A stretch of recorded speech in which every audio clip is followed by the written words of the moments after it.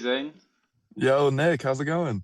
I'm good. It's nice to see you. I've been really excited about this conversation. The excitement has changed a little bit in the last 10 minutes into a bit of anxiety, which is very normal for me. But yeah, no, I'm really excited to be here. How are you? I'm good, man. Yeah, I'm good. And that's normal about anxiety. I feel like that happens for a lot of people with this kind of thing. Just Yeah, me. something. Sure, something about meetings, and particularly online when there's that initial login period. There's a bit of unnatural. I don't know. It's all new to us humans, isn't it? This online stuff. So Yeah. yeah, yeah. But yeah, no, excited. I've kind of been preparing for this, which I know probably isn't the best way to set myself up for it.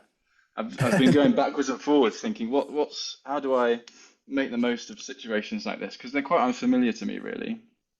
Um, and I've done a whole lot of this stuff through the medium of just watching screens and reading books. And I suppose I've been doing that. I'm 27 now. I've been doing that for Okay. close to sort of 8 years. And I've had a few conversations with people, but they never really did much. Well, that's not true. I had a conversation with someone about a year ago where we literally just sat in silence because I came in with this question about um, the mind, and I was like, I'm getting there, but the mind just always gets in the way. And they said hmm something along the lines of, the mind just chats and it can chat, and you can still have all of it. The mind doesn't get in the way, actually. It's just another part of this. And I was like, holy shit. And we literally just sat there for an hour and I didn't have any questions. Nothing came up, and I was like, Yeah. this is brilliant. This is beautiful. I'm just at peace. And alas, a day later, I was back in my mind. So I kind of felt like a resistance to go back into it, I guess, because I just feel like it comes and it goes and it comes and it goes. And that's kind of been the story for the last. That's been a very prevalent story for the last 2, 3 years, I'd say. Yeah. Who who was it that you met with? Was it I are met they with two very people. Someone guy called Sam Gao. okay? Uh, I haven't heard of him. no, he's quite like a psychological non-dual guy, and another guy Okay. called Josh Putnam, who you might have heard of, works alongside Angelo Delulu, Simply Always Awake. Maybe I've seen a good bit of Angelo. I don't recognize that name right away, but I've seen like a video of him or something. Yeah, he has done a few of Angelo's videos with him, and if you go to Angelo to ask for someone to do one-on-ones with, he recommends Josh as one of the people.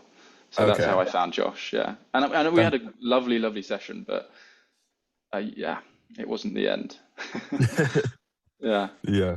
Yeah, I honestly find it very difficult to know. I think is part of the what's going on right now.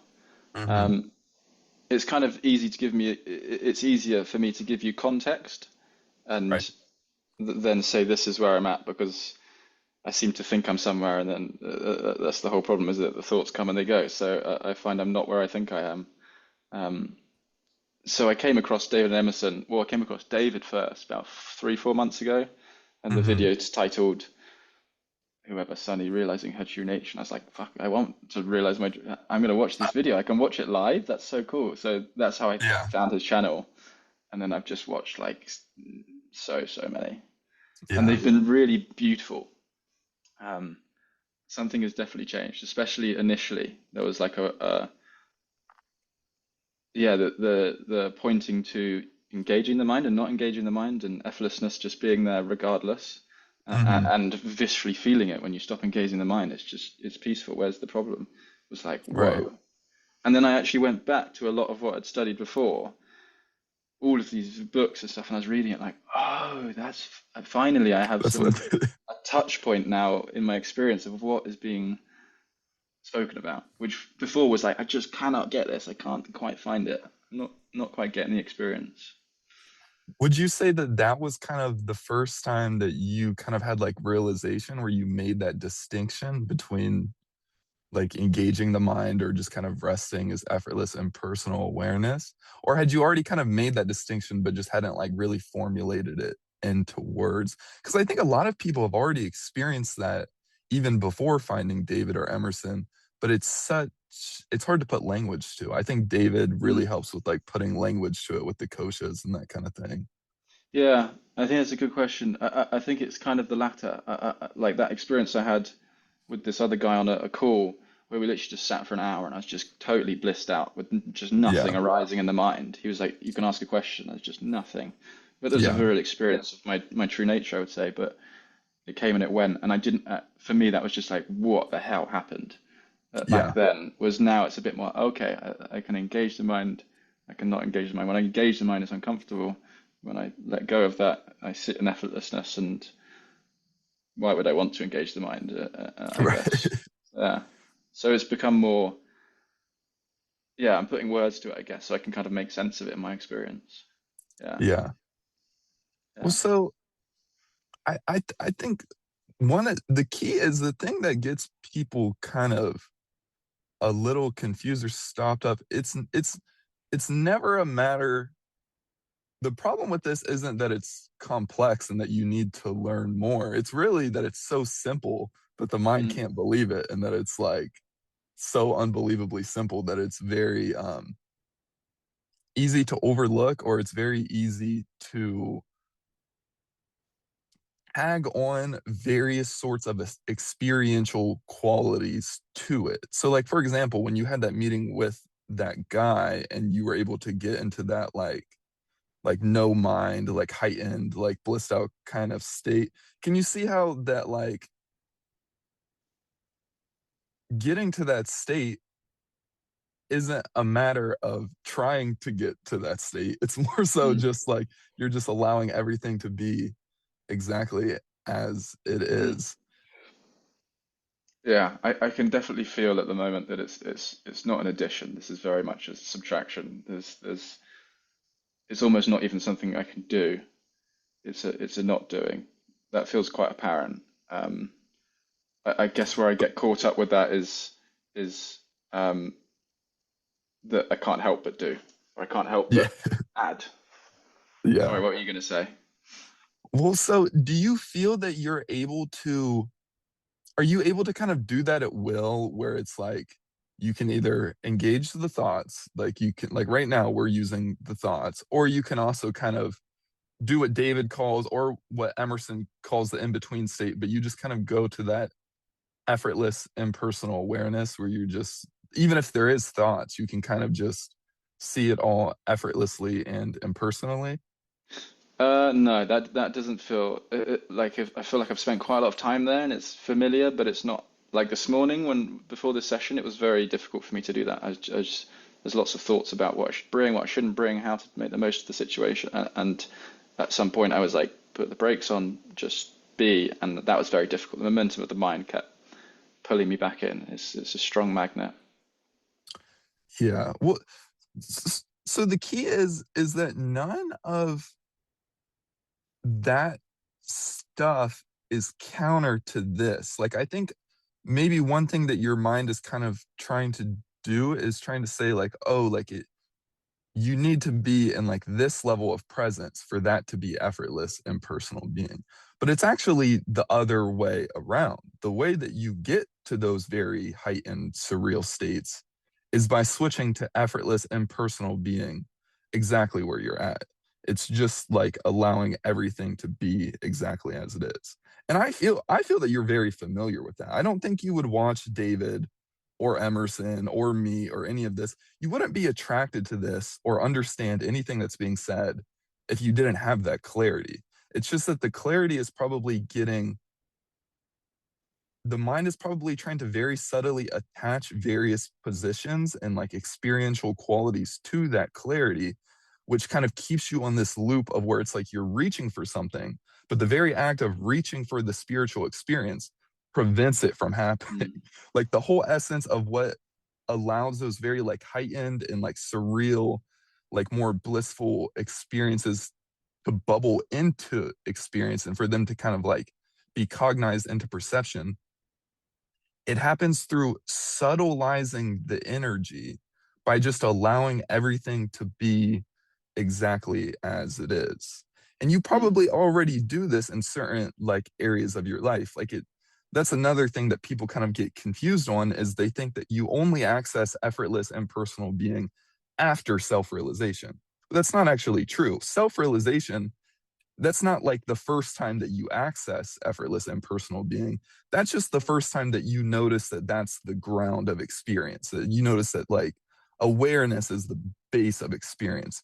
But we actually tiptoe in and out of effortless impersonal being our entire life. Like, and Mm. like we do that throughout childhood a lot. It tends to be, we do it more in childhood a lot of the times because we're kind of more free and we're not as caught up in like the mind predominance. But it tends to be areas of our life that are like pretty good and flowy. Like, say you have great relationships, you probably live from that effortless impersonal being a lot in your relationships. But then if you have problems financially, you probably find yourself getting pulled into personalization and like resistance and reaction patterns around things to do with money or around things to do with like career. Does that kind of make sense? Yeah, it does. It does. It makes a lot of sense. It's I mean, I catch myself sometimes like completely uh just like looking at a tree, or I was listening to John Wheeler talk about views yesterday. The view reminds us of our infiniteness, and I wasn't thinking, I wasn't like trying to meditate or put it into a non-dual perspective, but I was just completely at peace. And then the context of the mind came in. I was like, oh yeah, shit. It was like 3, 4 minutes of just like pure effortless nature. It's just delicious. Yeah. Yeah, yeah. But I it's like when I go on, sorry. I re-listened to that John Wheeler tape you put in the chat. Was it yesterday or the day before? I re-listened Yeah. to it last night. I enjoyed it. John Wheeler's the man. He's good. He is, isn't Uh, he? He really yeah, is. I hadn't yeah. really done much with. I've listened to the one that David found liberating, whatever it was, 20 years ago, but I hadn't Mm, done more. And then I found this playlist of 9 different things with this interviewer, and they're just so direct, and that's exactly what I need, I think, at the moment. Just sort of yeah. the last few Well, bits, just yeah, need tidying up. and I would say really, I feel. I mean, what I'm gonna say is gonna sound kind of like egoic. I don't mean it in that way, but I think you're kind of like past John Wheeler, but not past him in the sense that you're like above him, but just in the sense that, and I mean, not to say that you can't still get a lot of benefit from John Wheeler. Like I still listen to him too. I love him. Like he's great. But I just mean that in the sense that his whole entire focus, the only thing he talks about is in that distinction between Mm. like mind and no mind. That's all of what he talks about. But he uses like a ton of different words to sort of describe that, which is very useful. But then it can also be a little bit confusing because the mind can start to subtly tag on various experiential qualities to what he's talking about. Like it can start to think like, I mean, it does it with anything. It starts to like think like, oh, like I need it to be like I need to be in the void state or something to be there or something or like something along those lines. But again, it's really the complete opposite. You can actually you can learn to go into those spiritual states at will. Like you really can go into those heightened like blissful states at will and like learn how to really master your energy. But it's so paradoxical and it's so counterintuitive to what we're taught in the world. That's kind of like what David talks about. Everything in the world is conditioning us to put forth a subtle sense of effort. And it's not just effort in terms of physical effort, it's like a very subtle, like mental effort. It's like a very subtle grasping. Um, but that's the kind of thing that I like that David focuses on and I try to focus on is not just making that distinction between effortless impersonal being and the personal mode, but actually like what David calls the energetic implications of the dualistic realm. And really what that means, it's just learning how to live in the most energetically efficient way in your day to day life. And the way that you do that is by learning to master your energy on these most subtle levels. And you're already good at that. Like you wouldn't be watching the David and the John Wheeler videos and the Emerson videos if you weren't familiar with that. Like you're probably when you're listening to the videos, there probably are moments where you start to tap in to these like deeper, Mm. more present states. And like, but then what's happening there is your mind is probably trying to associate it with something. It's trying to subtly say, like, oh, like this happened, and so this is like what got me there, or like if I'm not having this depth of experience, then I'm not quite there. That's But it. Yeah. the problem with it is that what makes a spiritual experience spiritual is that it's very, very subtle. Like that's the movement. It's the movement from gross, dense, heavy, contracted energy to very subtle energy, like very light and expansive energy. And David says, like, he talks about moving towards expansion. And that's true, but I tend to conceptualize it or cognize it more as moving towards subtleness. Because I think sometimes in the normal like 3D world, we kind of associate expansion with like this big explosion of energy. Mm, And it can kind of feel like that when you get in those very blissful states. It's like the energy really it feels like a lot of energy. But the way that you get to those states, it's not through more energy, it's actually through less energy. It's through relinquishing the energy by just allowing everything to be exactly as it is. hmm And the reason that, like, if you're looking for a spiritual experience, or if you're subtly trying in any way to make a spiritual experience happen, or you're kind of like watching a video and you're like waiting for it to happen or something, all of that kind of energy, that kind of like seeking or looking or very subtly forcing energy, that's actually a very gross form of energy. Like it's a very dense form of energy. And when you're engaging with that kind of energy, you're not able to cognize the more subtle experiences. The more subtle experiences are like those heightened moments of presence, things like synchronicity, like telepathy, like intuition, inspiration, like what David calls like the ascending qualities of the body of wisdom. But if you really look at it, if you look at those moments, any moment that you've ever had where it's like a really deep spiritual experience, you never get to those by really doing anything. It is something you do. You are ultimately the sovereign being. You're the one that's kind of the master of your experience, but it's paradoxical because it's not something that you're doing. It is like you said, it's more of an undoing. But it's not even like it's not an undoing in the sense that you need to like yank something out or like so like you need to find something and yank it out.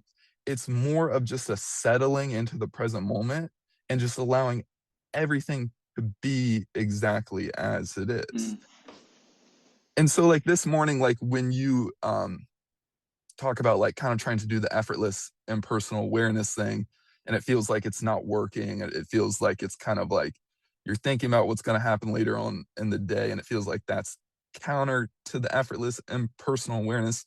That's the whole trap. The key to see is that it's not about trying to get yourself into effortless impersonal awareness. Effortless impersonal awareness is how you get yourself into the spiritual states.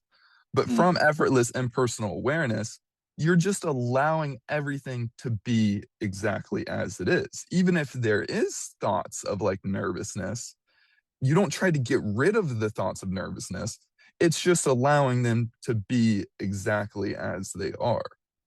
Does mm. that kind of, It does make sense. Conceptually, it's making a lot of sense. I'm trying to sort of internalize it, and what I feel is coming for me is the felt sense of allowing things to be as they are, even when they're disruptive or uncomfortable, is like a bit of a.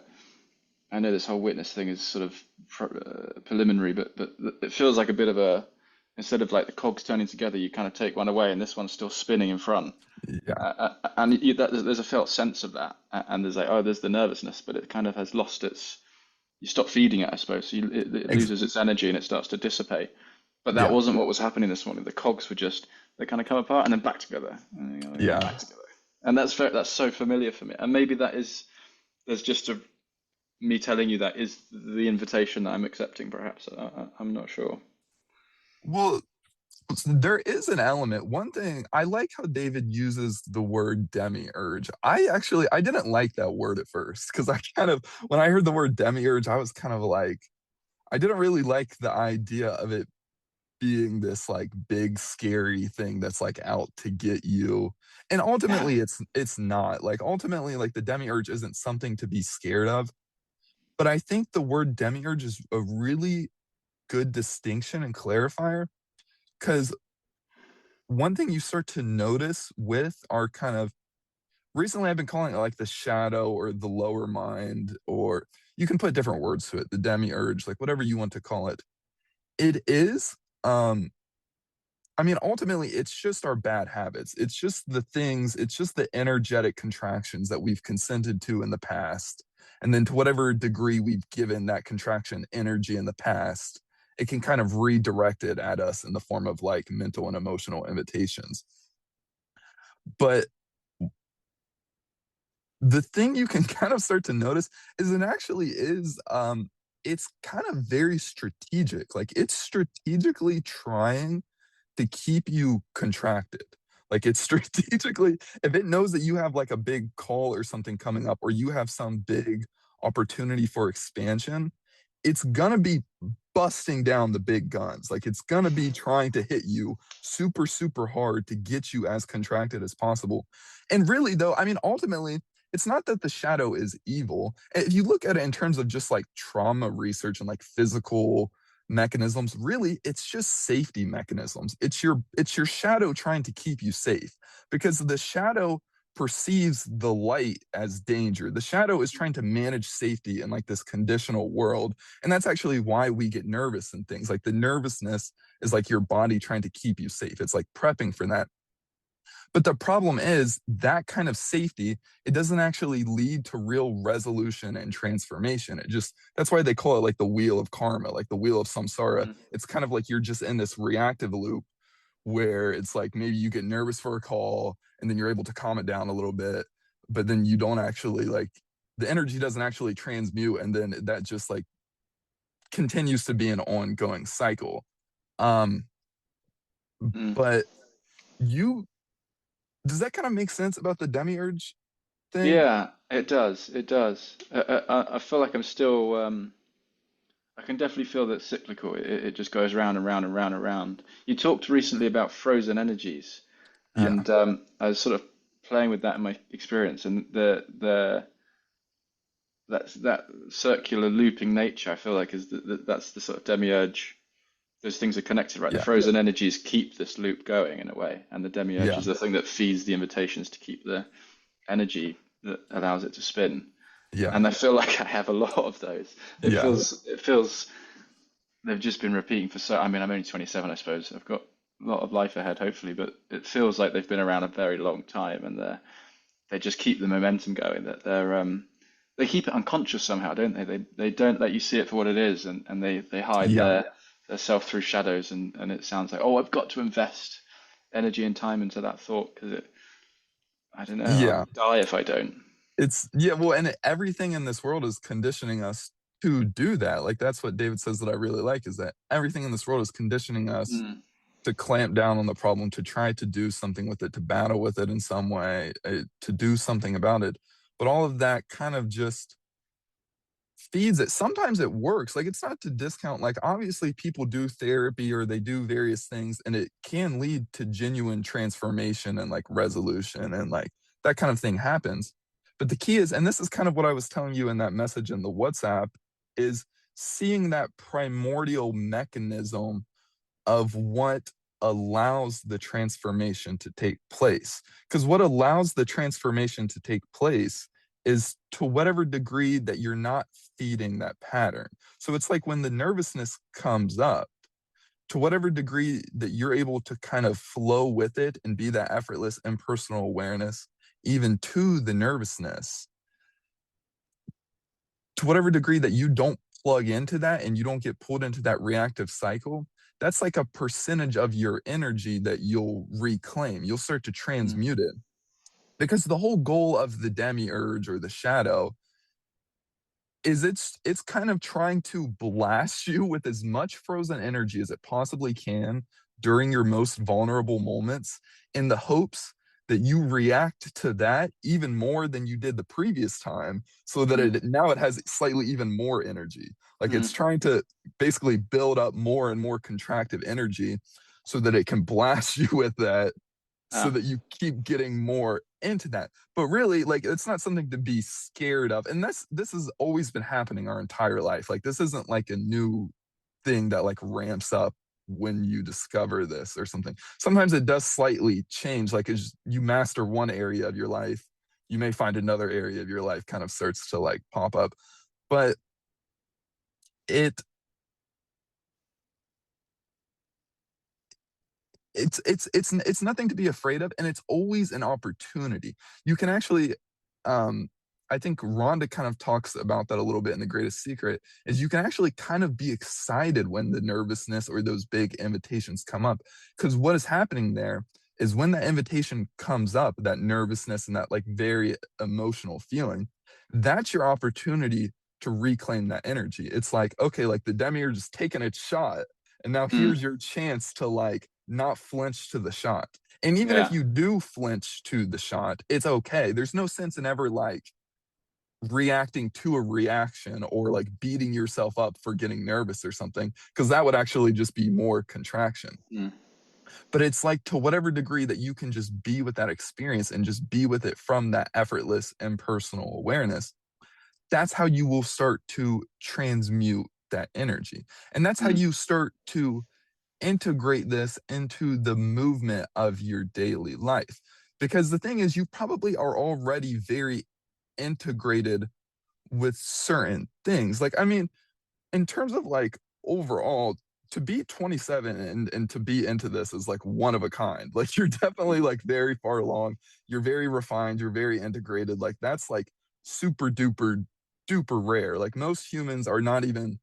most humans are still just like trapped in extremely dense like reactive cycles of like yeah, suffering and like that kind of thing. Like, they wouldn't even, yeah. But sure, sorry, go ahead. sure. No, no, no, I was just agreeing with you. It feels rare to, that's partly why I booked with you, because you're young like me, and Yeah, that's quite rare. Yeah. yeah, and it's, yeah, so it's like on one end, like it can be good to kind of just like um appreciate that and kind of have like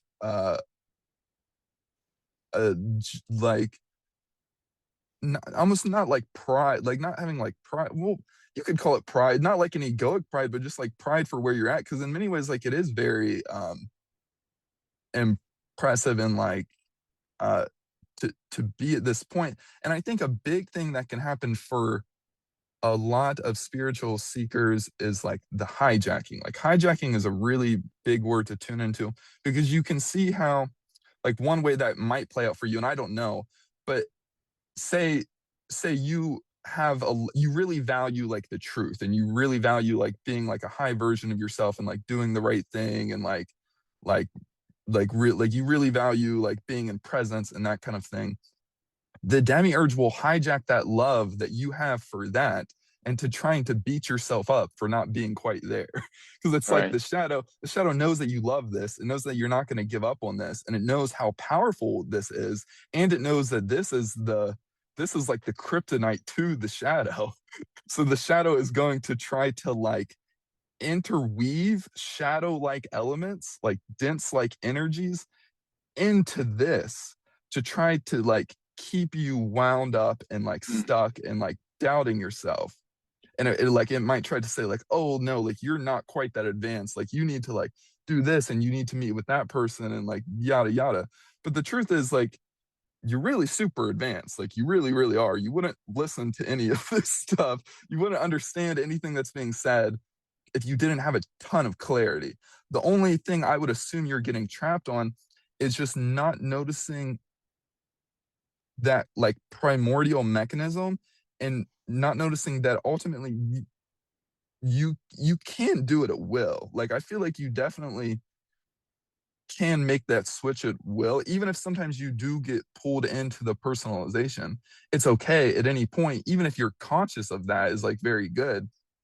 And then you just get better and better at not succumbing to the invitations. And mm, then that also has a carryover effect where kind of like David says, it's like the more time you spend in effortless impersonal being, the less inclined you are to go into the lower frequencies when they show up, because it's like a very clear contrast.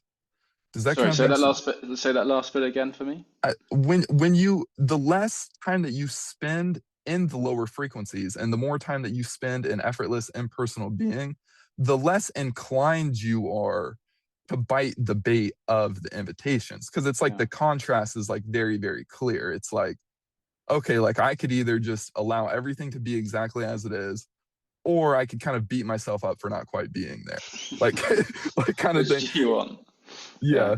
And it's hilarious because like when you beat yourself up for not being there, it's literally your love for this getting hijacked into keeping you from being there. Yeah, yeah, that's super It's helpful. The hijacking. Well, I was thinking, I have this strong sense that I'm very critical of myself, like yeah. more than others. When I relate to others, I'm like, what? I would just be, or I do beat myself up constantly for like not having like the smallest little things, or doing a really good job, and then there's a 10% factor of like doing something bad, just for a silly example, and I'm Yeah. like, that's the thing I focus on. And so why?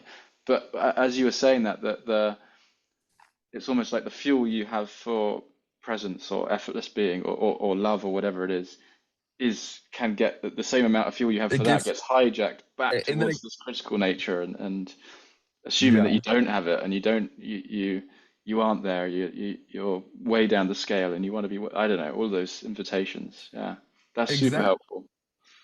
and because that's where all the power is. All of the power comes from God or from source or whatever word you want to put to it. All of the power comes from that. But then the demiurge or the devil or the shadow, whatever word you want to put to it, Mm, its whole thing is it's trying to take that power and it's trying to subtly muddy it up. It's trying to yeah, subtly distort it into where it like flows not upwards. It's like flowing in some yeah, kind of non-productive direction. But that's a great example, like what you just described, of the hijacking, because the truth is, you probably are like a really great dude. You probably like have a lot of success in a lot of things, and like you really don't have much to beat yourself up for. But like the demiurge will try to hijack that love that you have for doing the right thing into beating yourself up for not quite being there. But it's so funny because the moment you get into that energy, that actually just causes you to do wrong things. It's like mm, the good things flow yeah. from just allowing everything to be exactly as it is.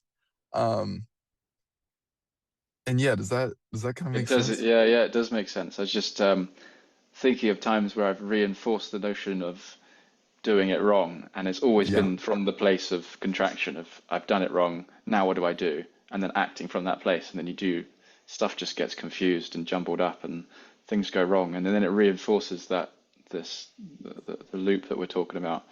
Um, Yeah.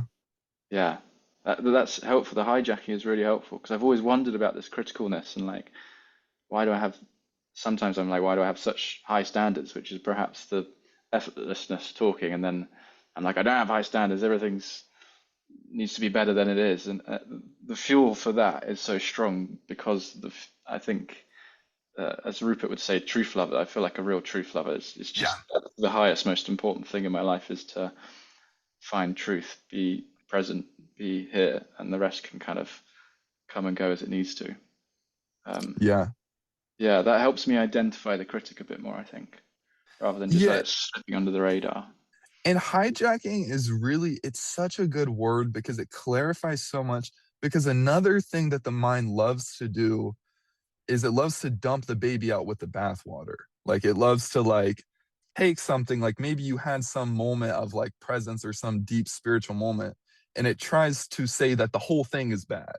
Or it tries to say like if you make some mistake or something, it tries to say like, oh, this whole entire thing was bad because you didn't quite do this right. But that's probably not really the case. Even when we make mistakes or we do something that's slightly distorted, it tends to be like 90% inspiration. Like it tends to be like for example, like maybe you had a call and you were really inspired by the call, but then right before you got on the call, you got super crazy nervous and it was like this whole big thing and then you ended up canceling the call.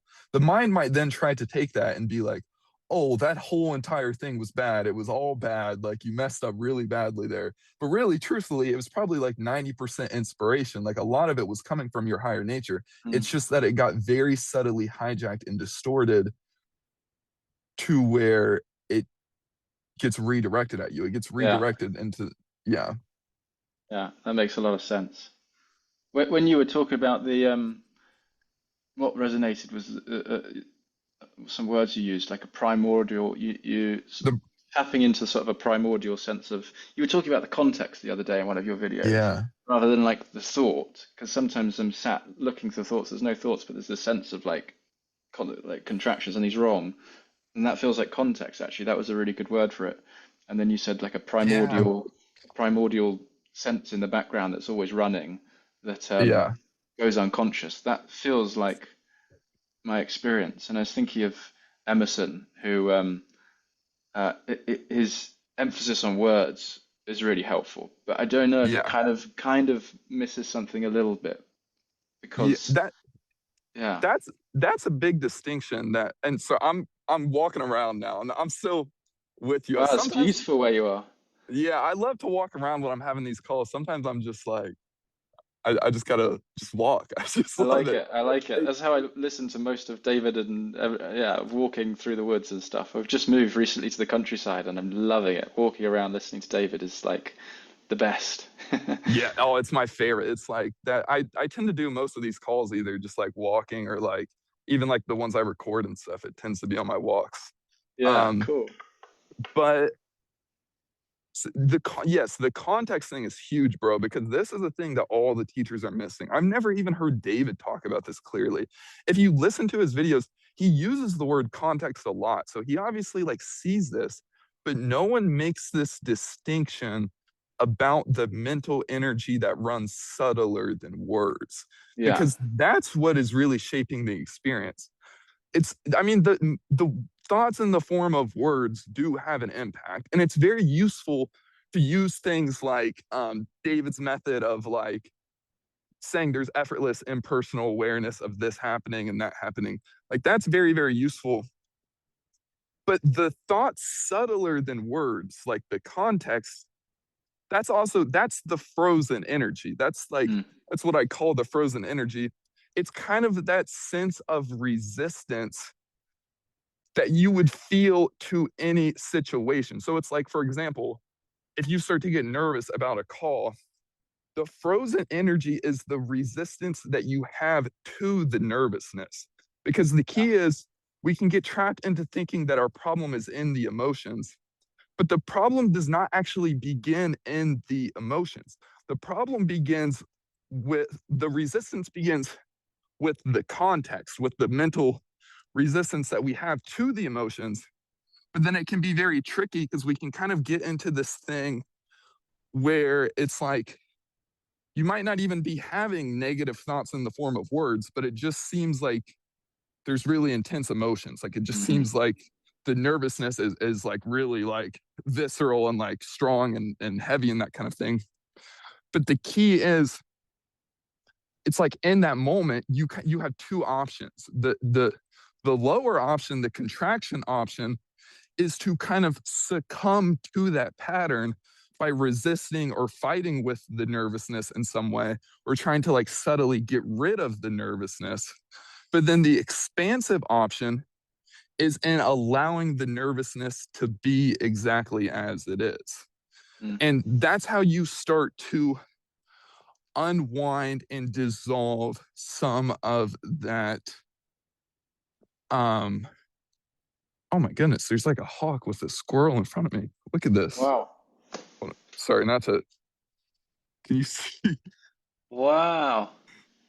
Or I don't know what. That's a big bird. Yeah. The demiurge.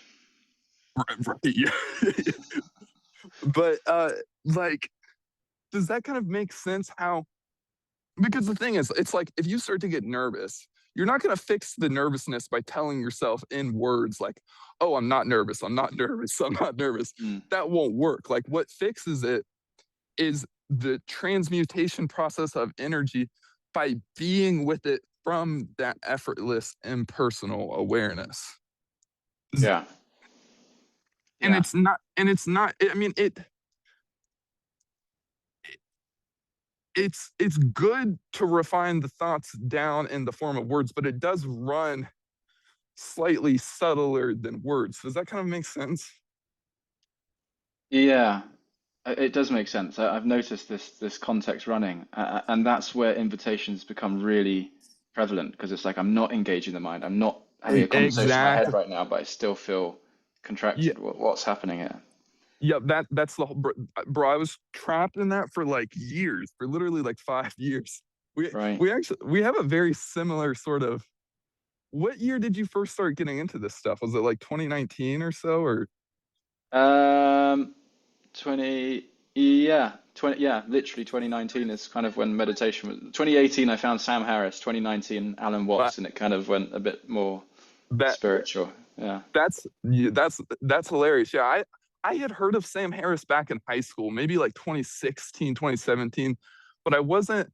I had tried meditating, but I never had like a spiritual experience. For me back then, it Yeah. was very much just like a personal development kind of thing, like training Yeah. my mind. But then Me in too. 2019 was when I started to have like really like more deep spiritual experiences. But and also, yeah, I'm 26, so we're like basically the same age. Okay. Uh, Interesting. Right. yeah, Are you 98? nine, 1998, baby. I'm 99. I'm 99. in Okay. April. Yeah. Yeah. Yeah, Right. I'm December. Okay. Interesting. yeah, but yeah, bro, that is so key to see. Like, start to tune into the context because the trap that I was in for so long was I don't really ever have bad thoughts in the form of words. Like, because I saw back in 2019, I got really into the whole manifestation thing and like thoughts create your reality. So I was super adamant into like, I would never really allow myself to think bad thoughts in the form of words. Like maybe sometimes it would slip by. But then I kept having this problem where I was having great thoughts in the form of words, but my emotions just like weren't right. It's like I would Mm. get nervous before something. Like for me, like social anxiety could be like a big one, or Mhm. like I was having problems like financially and that kind of thing. And then I was constantly stuck in this trap of where I was trying to correct the emotions in various ways. Like I would try to correct them with the mind, or I would try to correct them by doing like theory or by doing some Mhm. sort of like healing thing or listening to some frequency or yada yada. But the problem with that was that all of those actions to try to correct the emotions, they were all reactions to the emotion. I was Right. biting that bait and I was entering that loop of basically just like perpetuating the problem. But the way that you start to transmute and refine the emotions is in noticing that it is that context which drives them. But the thing is, if you have a challenging emotion come up, it's not like you need to like start digging for the context that's creating that emotion. All you need to do is just not succumb to that seeking energy, not succumb to that part of you that's telling you to do something about the Mhm. nervousness. It's about Yeah. just allowing it to be exactly as it is. And the more that you can allow it to be exactly as it is, it's paradoxical because you're not even trying to get rid of the nervousness. It's like you're just Yeah. allowing it to be. It's like you don't even really care if it's there. But then, in a very strange and magical way, that tends to be when it will start to like open up and dissolve. Right. Okay. And then you're kind of left with just isness, right? Sort of just Well, gentle, subtle clarity that and the key is you don't want to put any experiential quality to the isness. Like being in the isness doesn't mean that you're not having nervousness. It's because the whole way that you refine the nervousness is in being the isness to the nervousness. Like yeah, you can be the isness to absolutely anything in any moment of life. And then, yeah, it does lead to the most amazing things. When you live from the isness, the emotions tend to be pretty amazing. Like life tends to open up. You're just naturally transmuting energy. And then that's when you get progressively more capable of entering those more heightened spiritual states at will, because you Yeah. basically you're subtilizing your energy, because every time you go into the seeking energy or like the mental resistance or the trying to like change the emotions, that's like densifying your energy. It's like making your energy more dense. But the Mm. way you want to subtleize your energy by not succumbing to those contractive patterns, Yeah. not like biting the bait of the serpent, not biting the bait of the demiurge, and instead transcending it.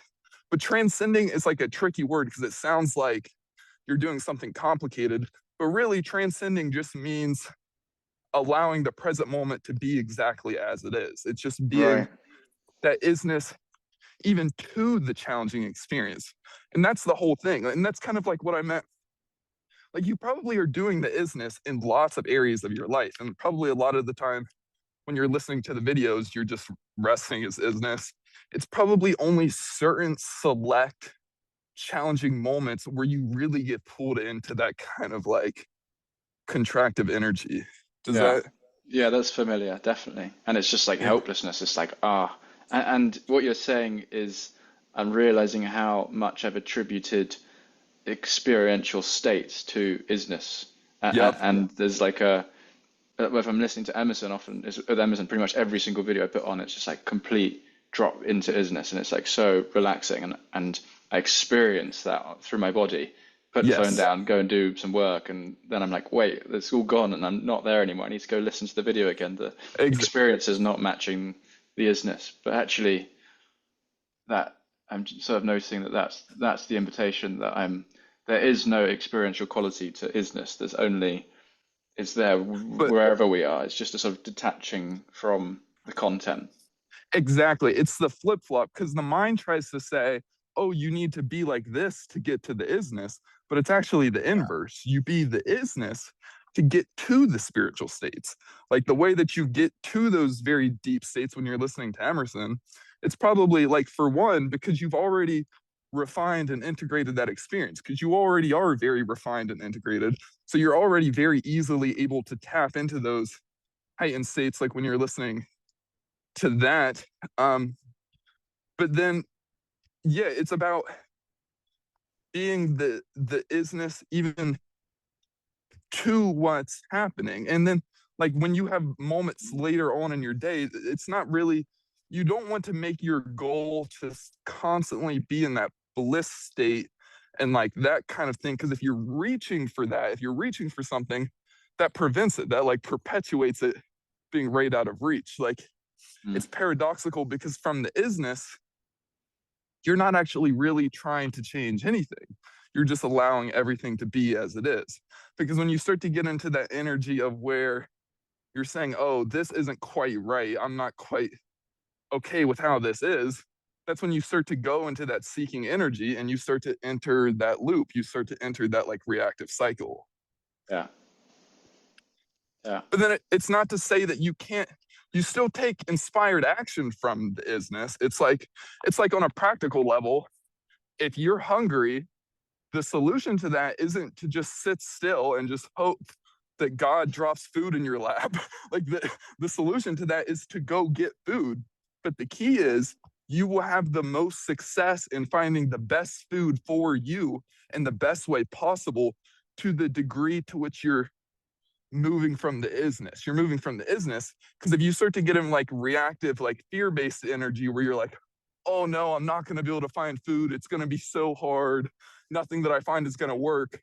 That actually just clogs your energy. It drains your energy. It cuts you off from your intuition and it puts you in that cycle of contraction. mhm, So it's noticing that you can live your life from the isness and you can still take inspired action and go after like anything that you feel drawn towards, but it's engaging with that activity without getting pulled into the contractive energy, just yeah, flowing with it. And then even if contractive energy comes up, that's totally okay because that's just gonna happen. Like if you have frozen or resistant energy around some sort of experience, say like public speaking or something, the first few times you do that, it's going to be very visceral. Like the demiurge is going to be blasting you mhm, with like frozen energy to try to get you to shut down and to like go into that cycle. But the whole way you transmute that energy is through that primordial mechanism of not biting the bait, not going into the resistance and like the pushing or pulling, because that just perpetuates it. Yeah, yeah, that makes a lot of sense. I feel like I have a really good opportunity to do that. I'm studying to be a counselor, which Yeah. is something I've wanted to do for a long time, and I kind of thought it would be more in line with what we're talking about now than I think it is, and there's been quite a bit of resistance to how some people talk about like making people feel better. I suppose that's what the role of a counselor is in a way. And I'm like, Yeah. oh, no, Well, that's not quite the bottom line. It's not quite the answer. But like public speaking is a big one for me, and we're always doing that in this class of like 30 people. And yeah. the demiurge is so strong in this place. Like Yeah. I've never experienced it. And It just tells me everything and anything that's I'm doing wrong. Yeah. and really, I think David's right when he says it tends to be a lot of the time, it focuses on the places you have the most potential. So it could be that you have the potential to be this like world class public speaker. And maybe that's part of the reason that you get so nervous about it because you actually like care about it in a way. It's like you recognize that like it's like there's something to it, but then it gets hijacked into like all this nervousness and like thinking about yada yada or like whatever comes up. Um, Interesting. Yeah, I hadn't thought of that. Yeah. Yeah. Again, yeah, it's that hijacking, isn't it? The energy that we have for something we're passionate about gets hijacked back into and it yeah. tends to be, in my experience, at least for me, a lot of the times, the things that I have the most frozen energy towards or I have the hardest time with at first, sometimes those do end up being the things that I'm just like really, really good at. Because it's like the fact that you were so bad at it, you become so good because you've been Mm, through the worst of the worst of it. So as you start to transmute that energy, it's like it's so easy. And you are like, you really start to like develop that skill um, on a deeper level. yeah. Yeah, that's interesting. That makes sense. Yeah, But right. You have less far to fall or something because you've been at the bottom. yeah, well, yeah, and it's like you've gone through the ranks. Like some people, if you're just naturally born gifted at public speaking, you almost wouldn't understand public speaking as deep as someone who was Mm, born horrible at it. Because the person who was born awful at it, they had to learn all of the things that make you good at it. Like they had to like kind of develop and refine that energy. Um, right. Yeah, it makes sense. but yeah, with the counseling thing, the the counseling doesn't have to be counter to this. Like there is you can there probably are some angles of counseling that are more on the side of the demiurge that do kind of like perpetuate things, but none of this has to be counter to this counseling. This can actually greatly like empower your counseling and make you like a world class counselor. Mm, Like and it you can start to see it's kind of like what I was saying in that message to you in the WhatsApp, mm, how even the counseling, it actually is trying to do this same thing, just in slightly like less direct ways.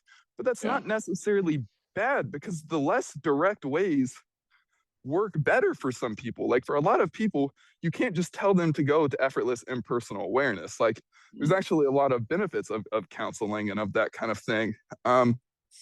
But one big thing to tune into in regards to that is understanding that the underlying mechanism of all contraction in this world, is its fear. It's fear around challenging emotions or experiences or like frequencies, like that kind of thing. So what's key to see with that, and this has been a big thing for me, just in even like helping like my grandma and like people that aren't really into this like in the spiritual way, is understanding that the primary thing when it comes to transforming anybody, and like especially like in a counselor relationship, is establishing safety. Like that's what it's about. This is all about like helping the other person feel safe. Because when people feel safe, they actually automatically transform. Because what keeps them repeating that reactive cycle is that there's this root sense of unsafety, there's this root sense of contraction. And so we keep clamping down on that. And then that's what keeps us in that repeating reactive pattern.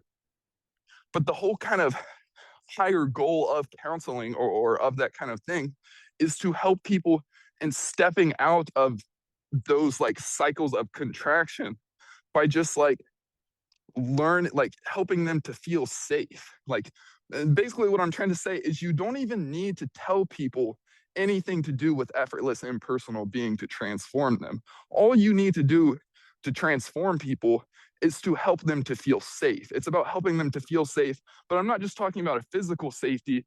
I'm talking about more of like an energetic safety, like an Mm. energetic safety of helping them to see that they can be with challenging experiences without resisting them. It's like for you, like Mm. with the nervousness, like the unsafe part of you is the part that wants to get rid of the nervousness because the Yeah. nervousness is perceived as a threat. But in that moment, if you could just feel really, really safe with the nervousness, which the safety is the effortless impersonal awareness, but you don't even have to call it that. For a lot of people, putting a name to it almost just makes it more confusing. But you can find different language to describe that, like even just like present moment awareness or that kind of thing, where, yeah, it's about establishing safety for people. Does that kind of make sense? Yeah, yeah, interesting. And another way of saying safety kind of is present moment awareness. Is that what you're saying? Yeah, well, and because there's two kinds of safety. There's the unconditional safety, which is the true safety, which is present moment awareness. But then there's the conditional safety, which is like the fear-based safety, which is what the lower mind is working off of. That's like the whole Yeah. essence of trauma, is that your body trying to keep you safe, but it's doing it in a way which keeps you in a repeating loop of suffering. It keeps you in this repeating reactive pattern. It's like when, like if you're nervous before public speaking, the part of you that wants to fight that nervousness, that's like your shadow trying to keep you safe Mm. because it's like that kind of thing. But then the real safety is in the present moment of awareness, like present moment awareness, just allowing the nervousness to be exactly as it is. But it's paradoxical because we're so conditioned to not doing that. We're so conditioned to going to the conditional safety, to going to Mm. the safety which we associate with various experiential qualities. Like, and that's the whole thing. It's like, it's the same as how like you can associate effortless impersonal being with various experiential qualities, like having a lot of bliss or something. You can also associate safety with various experiential qualities, like thinking like, oh, like I need to not be nervous to feel safe. But the key is the whole way you transmute the nervousness is actually by tapping into that unconditional safety, which is the present moment awareness, which is like it's that transcendent safety. And you actually never leave that safety. That's the whole thing. You always are safe. You never leave your true nature, but you are able to consent to contracting and to Mm. experience as if you do leave it. But the whole way that you move towards expansion is in not succumbing to that urge, not succumbing to that, and instead just being that unconditional safety, like that Yeah. present moment awareness. Yeah. I always find it like a sticky point when we you were saying that our true nature, our isness is Yeah. safety, and I struggle to feel that, I think, because I'm conscious that I don't want to give it experiential aspects or like traits, because then I'm just talking about the body rather than this transcendent realm. But how can we even say that it has safety, or how can we say that it's peaceful if it doesn't have, I don't know, there's a bit of a sticking point for me there. I Does that mean, make it's sense? no, yeah, well, it's this is like it's a kind of transcendent safety. It's safe in the sense that it's safe in the sense that like the screen of a movie is always safe. It's like even if the Mm. movie is burning Okay. down, it's like even if the characters are burning down and everything horrible is happening, the screen is never not safe. The screen is always safe. Like, Mm. does that kind of make sense? Like It does, that's but the screen doesn't feel safe.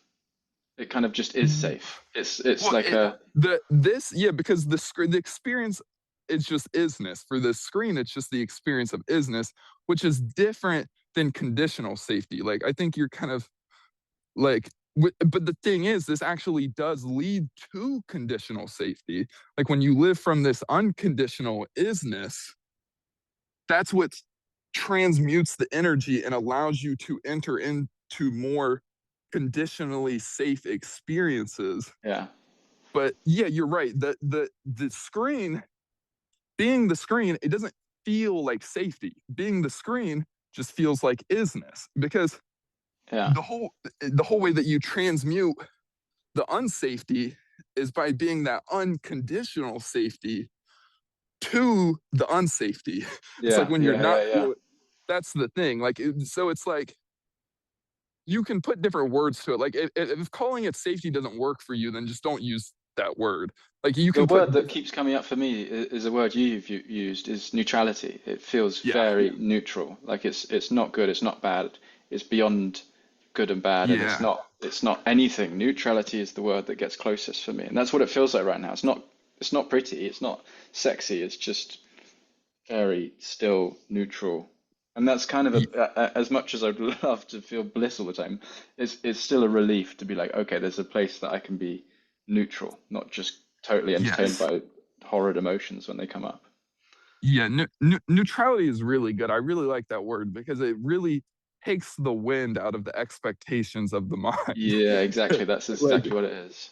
yeah, and transcendent neutrality, the whole way I started saying the transcendent neutrality thing is because so many people kept associating it with mental and emotional neutrality. And you do Mm. neutralize the thoughts and emotions, but the way that you neutralize them is through the transcendent neutrality. Like that's the whole thing, is like we get caught up in this thing where we think like, oh, I'm nervous, so I'm not in effortless impersonal awareness. But even when you're nervous, the whole way you transmute the nervousness is by switching to that transcendent neutrality, which is like always there. It's always available. We just it's so subtle and simple. We overlook our ability to switch to that. It's such an unbelievably like simple, subtle shift. Yeah, yeah, yeah. And and you absolutely can. The more you do this and the more you master your energy and you break these very subtle reactive patterns, your life will become very blissful and you'll start to have lots of blissful experiences and you'll start to have a lot more kind of command over your ability to do that. It's like for me during my walks, it's really easy for me now to kind of just like enter unity consciousness at will. I can just start becoming more and more and more relaxed. And I'm just like subtilizing my energy and just becoming really super, just like subtle. And I can start to tap into those very heightened blissful experiences that before I might only get like once a month when I see like the perfect David video or something. Yeah, Like yeah, yeah, yeah. that's the trap that most people get in, where they're only accessing those states during like really good like spiritual videos or something. But the Yeah. more you integrate this into the movement of your daily life, you really can do it whenever you want, because ultimately you are the sovereign being. You're the one who has mastery over your energy. And as you start to, yeah, master that energy by just not succumbing to those reactive patterns, you will naturally have more ability and flexibility with your energy. Does Mm. that kind of make I, sense? I think it does. Yeah, it does. It does. Yeah. Yeah. I used to watch videos and people would talk about these states, and those states would be the goal of meditation and self-inquiry and everything. And Yeah. of course, with that intention comes no relief because the mind is busy setting up the context of just any minute now in this meditation, there'll be a poof or an explosion or something. Something will change and you'll feel dramatically different. There was this big one that was with Angelo, Simply Always Awake, was about boundaries, and I thought that was like the key when I could stop seeing boundaries. And and after watching David and going back to that, like boundaries are the whole thing I thought I was going to get was already been there. That there is no boundaries to anything when you don't think about it, right? It's just the thought of measurement is just something over there is kind of not really over there. It's all just here. And I searched for so long for that thing, but I suppose it didn't really bring any relief. I've looked back a lot of these teachings thinking surely there was a bit of an easier way. And there's a huge amount of gratitude to David and Emerson and you because finally it kind of it puts it in a perspective which sounds, maybe it's just the way I'm engineered and I enjoy the way that you guys talk about it more than a lot of other people, but it sets up this whole seeking thing, It's it's a lot of the work. and it's just so backwards because it keeps trying to say that like the goal is those heightened states, but that's complete inverse.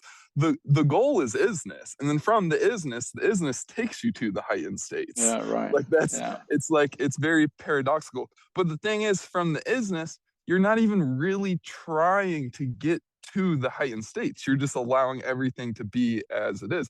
And if you think about it, you can see that with any spiritual experience that you have. Like you never get yourself into a spiritual experience by like trying to do something really hard.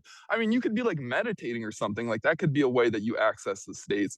But even when you're meditating, the whole way that you get into the spiritual states by meditating is just allowing everything to be exactly as it is. mm, yeah, yeah. Which you don't need meditation for, I've found. Yeah, yeah, exactly. Which I mean, but the thing is, like, nothing is off limits to the isness. Like as the isness, you can do anything because that's another thing the lower mind loves to do. It loves to take things that we've heard from teachers that we resonate with, and then it tries to turn that into like law. So it's like Yeah, David will talk about how you don't need to meditate or something. So then the mind will be like, oh, okay, so I can never meditate because if I meditate, then I'm reinforcing the fact that I'm not there. sure, But sure. like, Yeah, yeah. but that's like bullshit. Like that's like the whole thing is from the isness. You're the sovereign being and you follow what feels right to you. Like if you want to Mm, meditate, meditate. Maybe the best thing you could possibly do in that moment is to meditate. And the funny thing is, like, David actually meditates all the time. Like, he'll talk about how he meditates. It's just that for him, when he does it, he's just doing it because that's what he wants to do in that moment. It's not like he's seeking for, like, oh, I don't feel good, so let me meditate. It's more just like an inspiring act. Like, oh, like, yeah. I feel like doing this, so I'm going to do that, like, kind of thing. Sure, sure. The meditation doesn't give you anything. If anything gives you anything, it's the isness. And so concentrate on that, I guess, is what his teaching says. And if meditation is a product of that, brilliant. But so might be walking or cooking or whatever. It's yeah, the emphasis needs to be on the isness. It's crazy how it isn't in a way. And the whole trap of enlightenment as well, whatever that word is, had such a big bearing on my life for so Well, long. It was like the most important thing. bro, And I don't even know what it is. the funny thing is, bro, you're already enlightened. Like you are enlightened. Like you are. Yeah. Like and I don't mean that in like a blanket sense, in the sense of like, oh, everyone's already enlightened, because that is true. But I just mean in the sense that what the word enlightenment means, all that means is that you've made that distinction, where you've made the distinction that ultimately you're not like the individual you. Like ultimately you're the infinite being. And so like you're enlightened. Like you've already noticed that. Like Right. there's no experiential quality to that. It can lead to very amazing experiences, but that's all enlightenment means. It just means it's the recognition of your true nature, and your true nature is the isness. And you've already done that. So you're already enlightened. Like you really Right. are.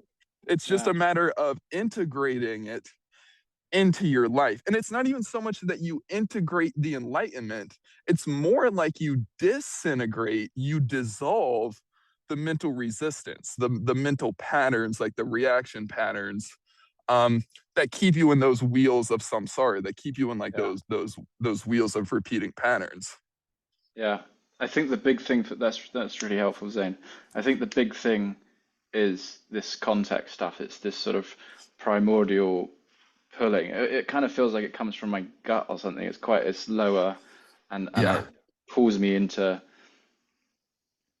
It's really hard to put words to because it isn't really words. It's like a sense, just a small sense that not everything's quite right. It's just something's quite Yep. a little bit off, and Yep. And then because of that, everything else comes as a product. All the rest of the contractions and E- invitations. Exactly. And that frozen energy, that sense of contraction, it's hooked up to your brain. And so it knows you better than anything Yeah, else right. knows you.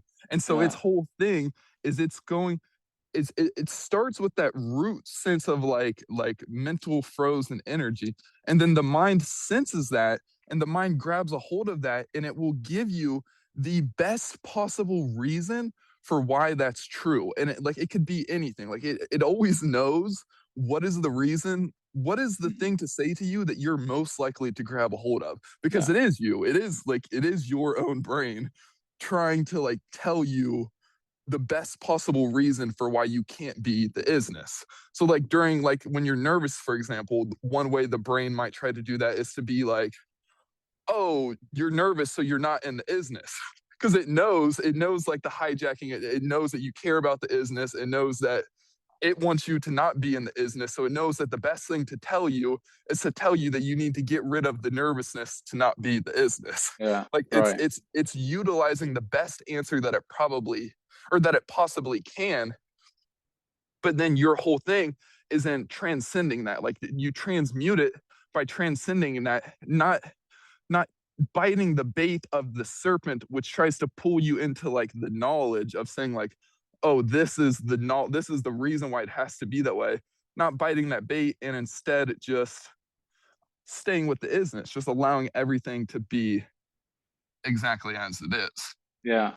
Yeah. And just to make that really clear to myself, it is just all that needs to be noticed is that you're here as well as the isness is here as well as all of this stuff. These invitations feel so strong because, as you've just described, they're like perfectly attuned to what exactly it is that you want to taste and indulge. Uh, Yeah, and the best way of just transmuting those energies is just knowing that that's what it does. And however truthful exactly. it sounds, you're still the isness, neutral And beyond those and things.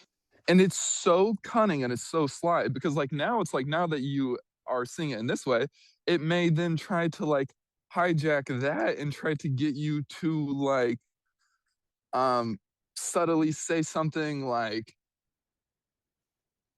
oh, I need to be the isness to transmute the energy, and then if the energy isn't transmuting, then I'm not being the isness. Like it will Yeah, try to like say something like that, but the really a really good metric for it.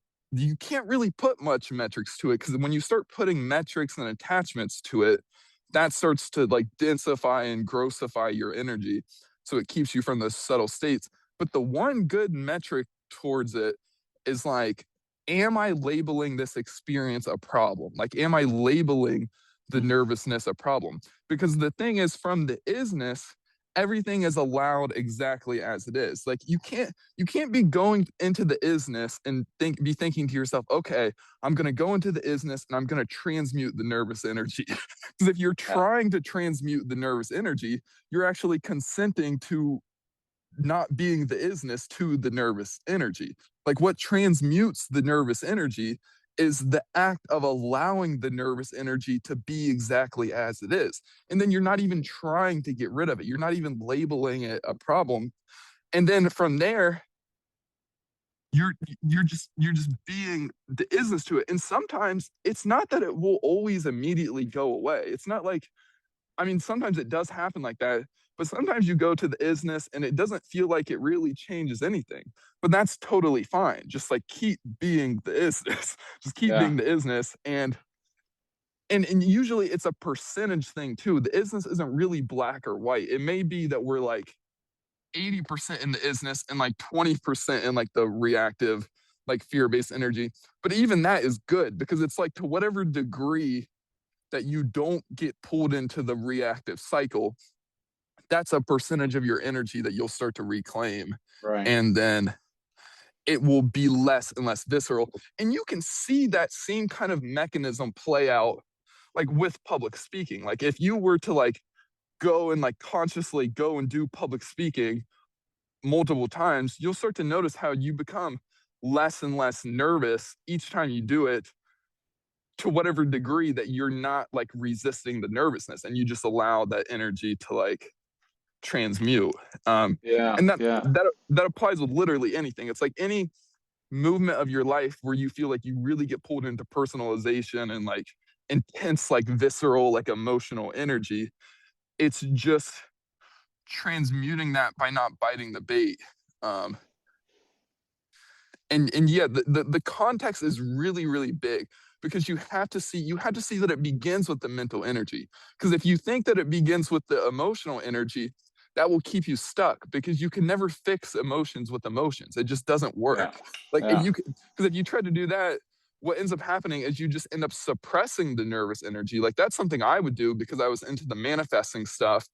Is like, say I started to feel nervous for something, what I would try to do is I would be like, okay, if I feel nervous, that's going to give me a bad outcome. So I'm going to focus on channeling a really high frequency. I'm going to get myself in this really high state.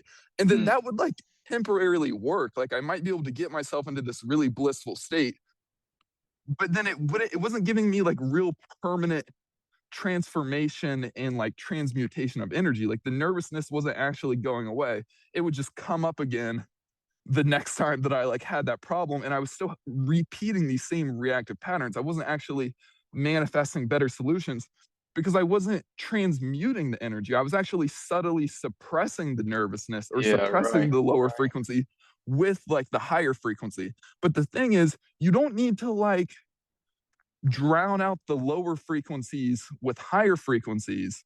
You want to transmute the lower frequencies into higher frequencies by just allowing them to be from the isness. Sure. Finally Like, give them the place or something. Yeah, yeah, yeah, because it's the sheer act of resisting them or being repulsed by them or not liking them that perpetuates them. It's sure. like that's why like when they say like you have to feel it to heal it, like that actually kind of is true. Like because when you're suppressing the nervousness, it's like you don't want to feel it. But then when you just allow it to be as it is, that's when you're actually truly feeling it. And then that's when it does start to um like unwind and open up and like step out of that cycle. Yeah, yeah, that makes a lot of sense. It kind of feels like the final step is just staying as you are, staying as the isness. And That kind of is, the context is all super helpful, but that is kind of boiled down to a and sentence that feels like that's it. and that's why I mean, all of the best teachers, they say that. It's like Nisargadatta, like abide as the I Yeah, am.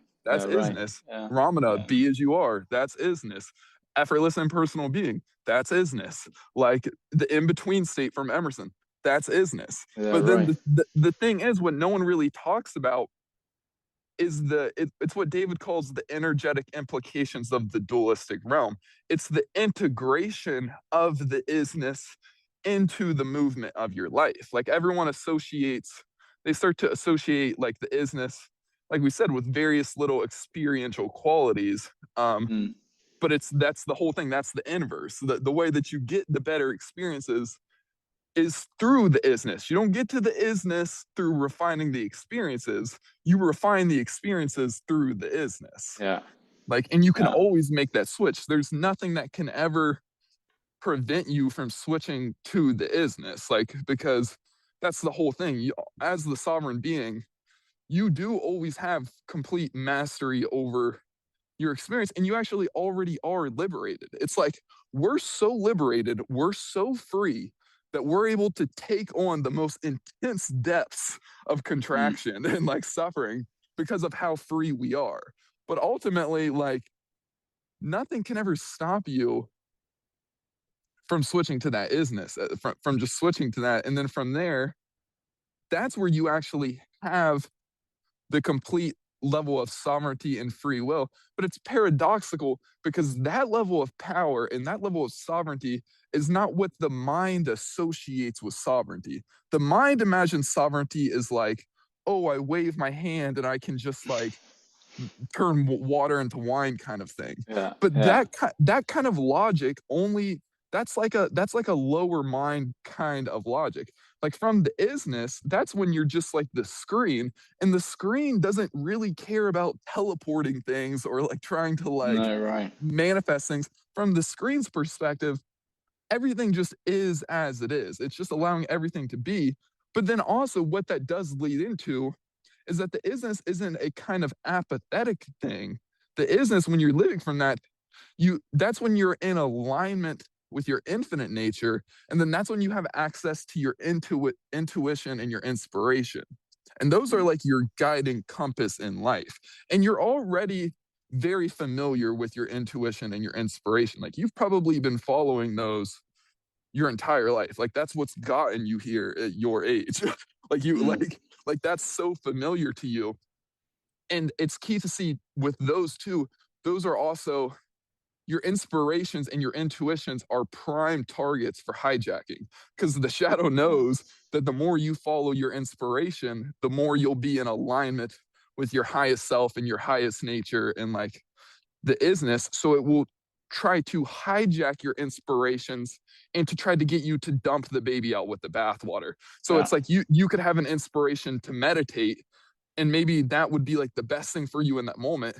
But then the lower mind could try to come in and say, oh no, if you meditate, you'll be reinforcing the fact that you're not there. And David says that you shouldn't meditate, so you shouldn't meditate. like something like that. But the Yeah. whole thing is, it's following what feels right to you. Like nobody has a higher, more direct source to your inspiration and your intuition than you. And like the Mm. way you connect with that is by connecting with this isness, living from this and not getting pulled into those like reactive, like fear-based patterns. And then you'll just be naturally drawn to various things in the same way that you were drawn to having this call. Like that's an example of inspiration. Like you just felt, Mm. it just felt right. And you're just like, yeah, like I just want to do that. It feels right, feels beneficial. And then like an example of the hijacking is like the mind trying to tell you to like be nervous, or it might try to say like, oh, like you need to present yourself in this way, or you need to do this or that. Sure. Like the Yeah. mind, the lower mind knows the potential and the power of the inspiration. So it will try to do anything it can to kind of like muddy that up. Yeah. But then it's all opportunity, because any shot that it takes at you, the demiurge, it has no energy in and of itself. Like all of that visceral emotional intensity that you feel, that's just your own energy being like redirected at you. Hmm. And when it gets redirected at you, it's like it's kind of exciting in a way, because you just, to whatever degree that happens, it's like, oh hell yes, here it is. Like I'm just not gonna bite the bait. I'm just gonna be the Yeah. An isness. opportunity. Yeah. Yeah. Yeah, but then also again, just don't get pulled into that thing where you're thinking like, where you're like pinging for results, where you're thinking like, oh, I'm gonna switch to the isness, and then you Sure. keep like thinking like, oh, is the nervousness gone yet? Is it gone yet? like, because if Yeah. you're doing that, you're not really being the isness. Like the isness just allows the nervousness or any emotion to be as it is. Yeah. Yeah. I was just thinking about booking this call and intuition. It was definitely intuition, and the demiurge will throw in situations like this. It will use finance. That's a pretty good way of Mm, like convincing me not to do things.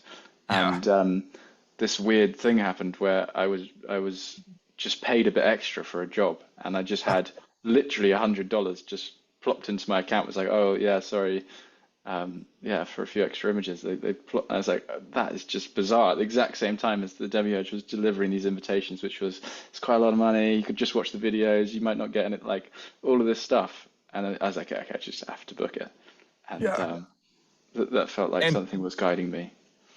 this, bro, this can really clear up your finances, because the finances, that's another big hijacking one that Yeah. the lower mind will prey on, because probably what it is, like usually a lot of like finance problems, it has to do with kind of like low self-worth, or thinking that like maybe we're not quite like worthy of like charging for money, or having like X amount of money, or yada yada.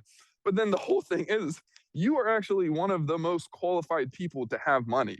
like you like you are like you're like a good dude. Like you're not gonna be using money in like a destructive way. Like you are the exact kind of person that consciousness or the infinite being would want to have a lot of money, because you would probably use money in like a good way. But then the lower mind, it's like if it knows that you're a good person and you value doing the right thing, and like not like scamming people or not taking money from people like that isn't due, it will try to hijack that love that you Mm. have for doing the right thing, and just saying like, oh no, you're not worthy of making this much money, or you like this much money, there's something wrong with that, or like that's like foreign to you, or like something like that. It tries to keep you like frozen in place, and it tries to put various conditions on tops of things to try to tell you like how things need to be.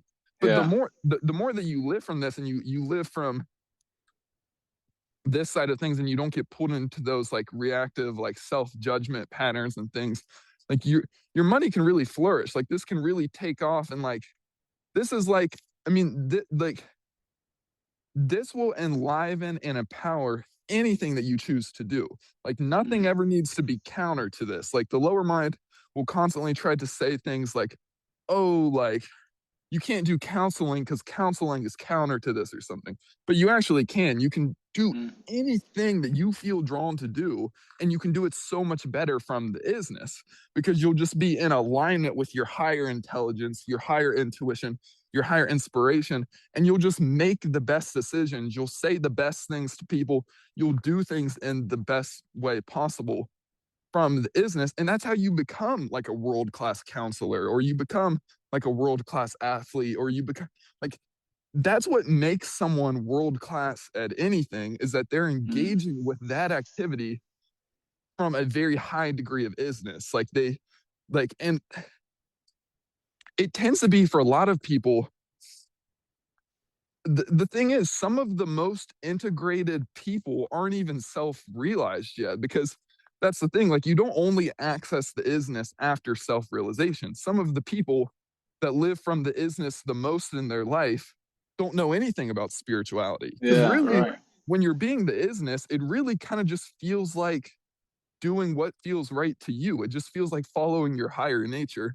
And so Mm. lots of people already intuitively do that, and you can see that. That's why like when you go to like the top level of anything, all of the elite people at their craft, it seems like they're doing it effortlessly. It seems like it just comes so naturally and easy Mm. and smooth to them.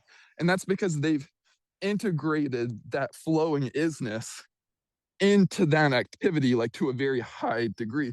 But then what tends to happen for most humans is they will be super integrated with like one or two areas of their life. Like maybe they're super integrated with their career, but then they'll be very disintegrated with like relationships.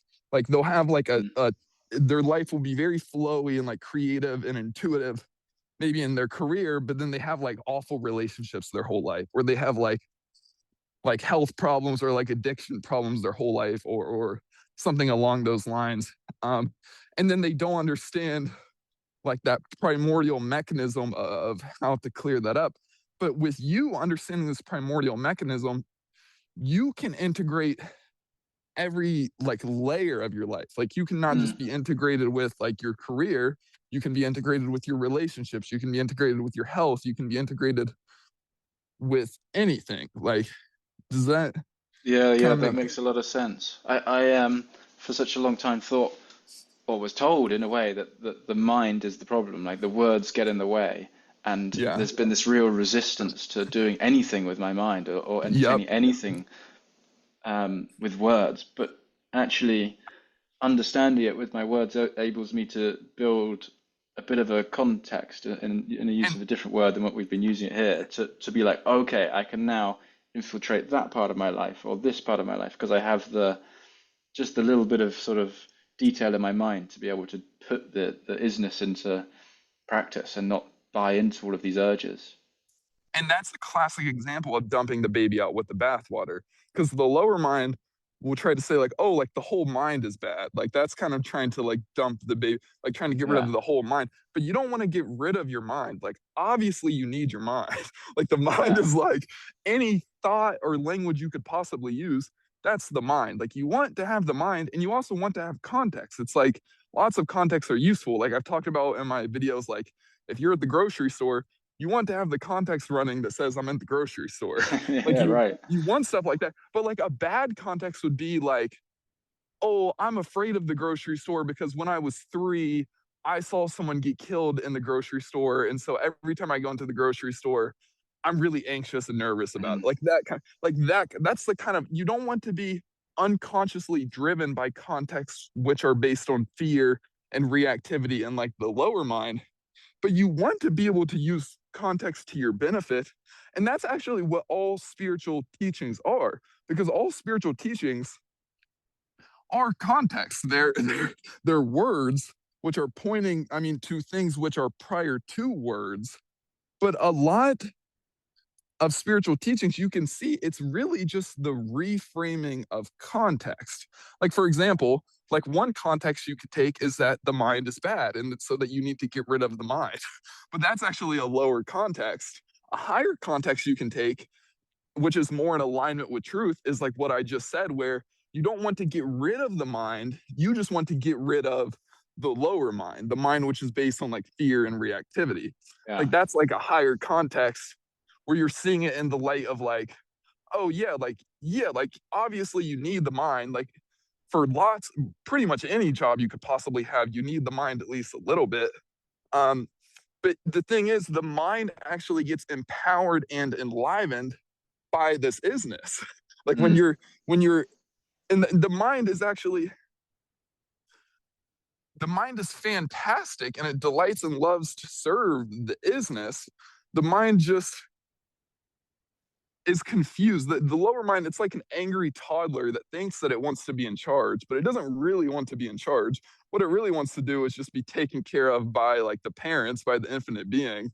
Yeah. And the mind actually loves that. Like you've probably experienced that and moments where it's like when you are in alignment and the mind is like super good, like the mind can be really nice, like when everything is just flowing and you're just getting like creative ideas or you're just like typing a Yeah, yeah, yeah. paper or like something, like that's when it's like the mind is good. It's just the mind isn't good when you start to get caught up in those like reactive fear-based patterns. Yeah. That's actually a really helpful way of like identifying it in a way for me, because if there is like the lower mind is kind of like an abstract term, but if it is fearful, if there's fear arising on, I mean, David makes this distinction, but you're helping me put it into words. If it arises with sort of openness and abundance and clarity, then that's probably a sign that it's coming from your infinite nature. But if it Yeah, feels contracted and fearful, that's it's not truthful. It's the lower yeah, mind playing with its reactive. I used to think, or I kind of only until this moment have I thought that sometimes that fear is truth and it needs to be listened to, and you have to make sure to follow it because it's keeping you safe, or I don't know exactly what it's doing, but it needs you need to give it attention. But it actually yeah, it is just the lower mind playing in the wheel of samsara. yep. Is that fair to And assume? no, that's that, you nailed it. Yeah, playing in the wheel of samsara. That's what it's doing. And the thing is, too, it's not like you don't want to like villainize it, because the truth is, it's like we said, the lower mind is really just doing its best. It's trying to find safety in a pattern Mm. in which it can never find safety. Like that's its whole thing. So you can Yeah, kind of like empathize with the lower mind, because it's like the lower mind's whole problem is it doesn't understand the isness. That's why the lower mind will give you every reason in the book why the isness isn't the answer, because the lower mind can't see the isness, because the isness transcends the mind. The isness is like prior to. So the lower mind can like inherently never grasp it. It just doesn't get it. Like yeah, and like so it's like it's kind of like you can kind of almost, you can have like sympathy for it, because it's like it really is just doing its best. Like it's trying to like manage safety and it just can't. Like it just, yeah, and I mean it does serve a purpose. It's like in certain moments, like it is beneficial to like go into contraction in a way. Like if you have, like if a child has like a very intense like traumatic experience or something, there's obviously a benefit to those like survival mechanisms coming on and like trying to like manage the safety and like keep the whole thing. safe. Like a common example is like if a kid grows up in an environment where if they get angry, their dad like is abusive towards them, the lower Yeah, mind will try to manage safety by suppressing anger and like building like all of these mental resistances around the experience of anger to try to protect that so that the kid doesn't get abused by their father. yeah, yeah, yeah, But then the yeah, thing is, with that, then that's good. Like in that situation, that is actually to the benefit. It's only a problem then when you're outside of that situation and the yeah, body is still repeating that dynamic. It's yeah, still clinging to that context. And that's what keeps you in that wheel of samsara. But the goal of like counseling or of any like transmutation of energy is in helping people to step out of those wheels of samsara by establishing safety in the present moment. But I mean, safety as like that, like the isness, like the neutrality is a better yeah, word, really. Like that transcendent neutrality, being the transcendent neutrality to um those reactive patterns, basically. yeah. That's massive. That's really massive. That I mean, that's one of the cool things we have done in my counseling training is really identifying where we've found these safety loops. And then quite often we put an age to them. We'd say, oh, that was Mm. like, yeah, 6. And I did that. Oh, I did that because my dad scathed me when I expressed some kind of emotion. And so Yeah. I built this pattern of not exposing myself in that way. But beautiful, creative, amazing that you managed to create this system that allowed you to negate the fear of your dad or your mum or whoever. But And it served a now, outside of purpose. that, it served a purpose, but now it doesn't. And that's Exactly. liberating. Finally, E- we can let go with compassion for what it did, but I don't need it anymore. Exactly. And it's so beautiful because it's not like from here, it's not like you're thinking like, oh, like this is like a big problem. You're not like villainizing the pattern. You're actually seeing the beauty of it. You're like, yeah, like Mm. this is like it served a purpose. And now I'm past that. Like now I can dissolve that and then like move past that. And that's like, in my opinion, like that's a much higher context because again, like it's like the another example of dumping the baby out with the bathwater is when the lower mind will try to villainize the lower mind. Like the lower mind loves to villainize things. Like it will try to say, like, oh, the lower mind is evil. Like the lower mind is like the evil demiurge that was, it's always trying to hurt me and to keep me stuck. But the truth is, like the example you just gave, it's actually just trying to protect you. It's trying to keep Yeah, you safe. Like, and it's working within it doesn't understand the isness. So you can't really blame it for telling you not to go to the isness. If it understood the isness, it probably would tell you to go to the yeah, isness. yeah, yeah, yeah, Like, right. yeah. So just to like properly nail that down for me, if it is arising, if something are arising through the mind, which feels you feel contraction with, it's coming from this lower mind. It's coming from an outdated, potentially outdated, depending on the context you're in, place where you don't necessarily need to, well, you don't need to entertain it. Yeah, well, I mean,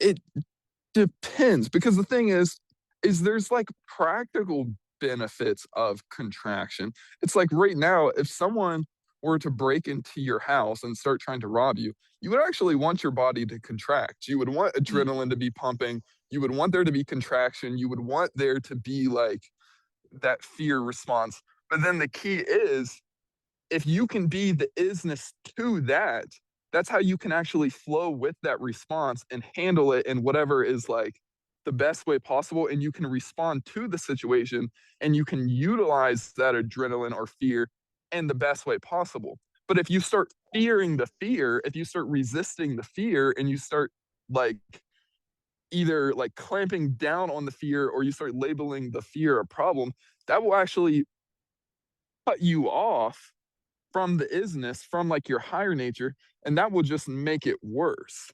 Yeah, So it's like there's practical benefits to physical contraction, but the key is even if the body is physically contracting, the way that you embrace that and flow through that is by being the isness even to that. yeah, that And makes then it sense. Yeah, and yeah, then and then it's like if it's unnecessary fear that it has no practical purpose, the isness will naturally transmute and like resolve that over time. But if it's practical fear, which has a benefit, like say someone is breaking in and you want adrenaline, the isness will actually enable you to ride the wave of that adrenaline in the best way possible. Like you'll Yeah. actually be able to, or it's like for public speaking, there actually is a subtle benefit to the adrenaline because public speaking is like kind of a big thing. You're in a vulnerable situation, like your body is prepping for the intensity of that experience. And that's like good in a way. It's good that your body is prepping for that. You don't want to try to suppress your body into not doing that. But when you can be the isness to that, that's Yeah. how you can actually utilize it in a way which is beneficial, in the way which it's supposed to happen, in the way which it's like your body is supporting you instead of something that's like against you. Yeah. Yeah. Yeah. Another way, another good word, another way of looking at it, it's like being in congruence. Like when you're with the isness, you can be in full congruence with the present moment where you're not like labeling even contraction a problem. It's like even if there is contraction, you can recognize like, okay, the body is just contracting in this moment because that's its way of handling the situation. And Hmm. then I don't even have to label that a problem. I can just embrace it, just flow through it, just allow it to be as it is. And then naturally, the more you're in alignment with that isness, you'll be in alignment with your inspiration and your intuition.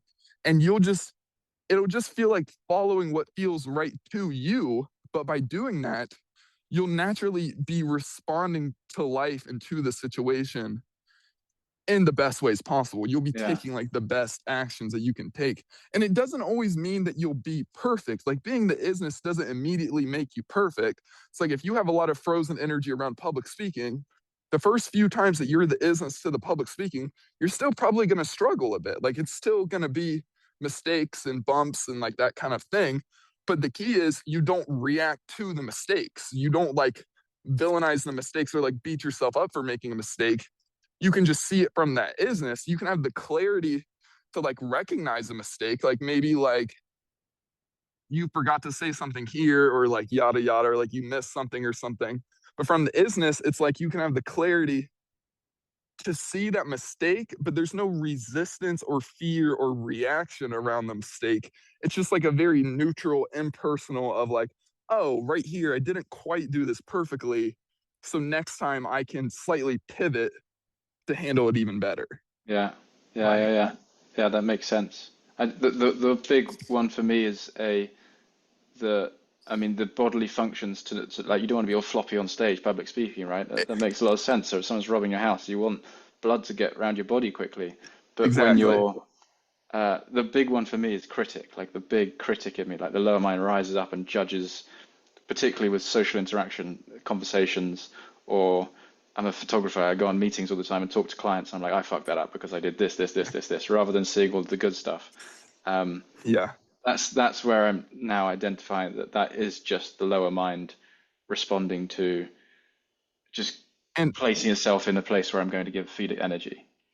exactly. And tune into the hijacking because it's like I said, probably the whole reason that you're critical of yourself, like say with photography, is probably because you actually care so much about doing it right.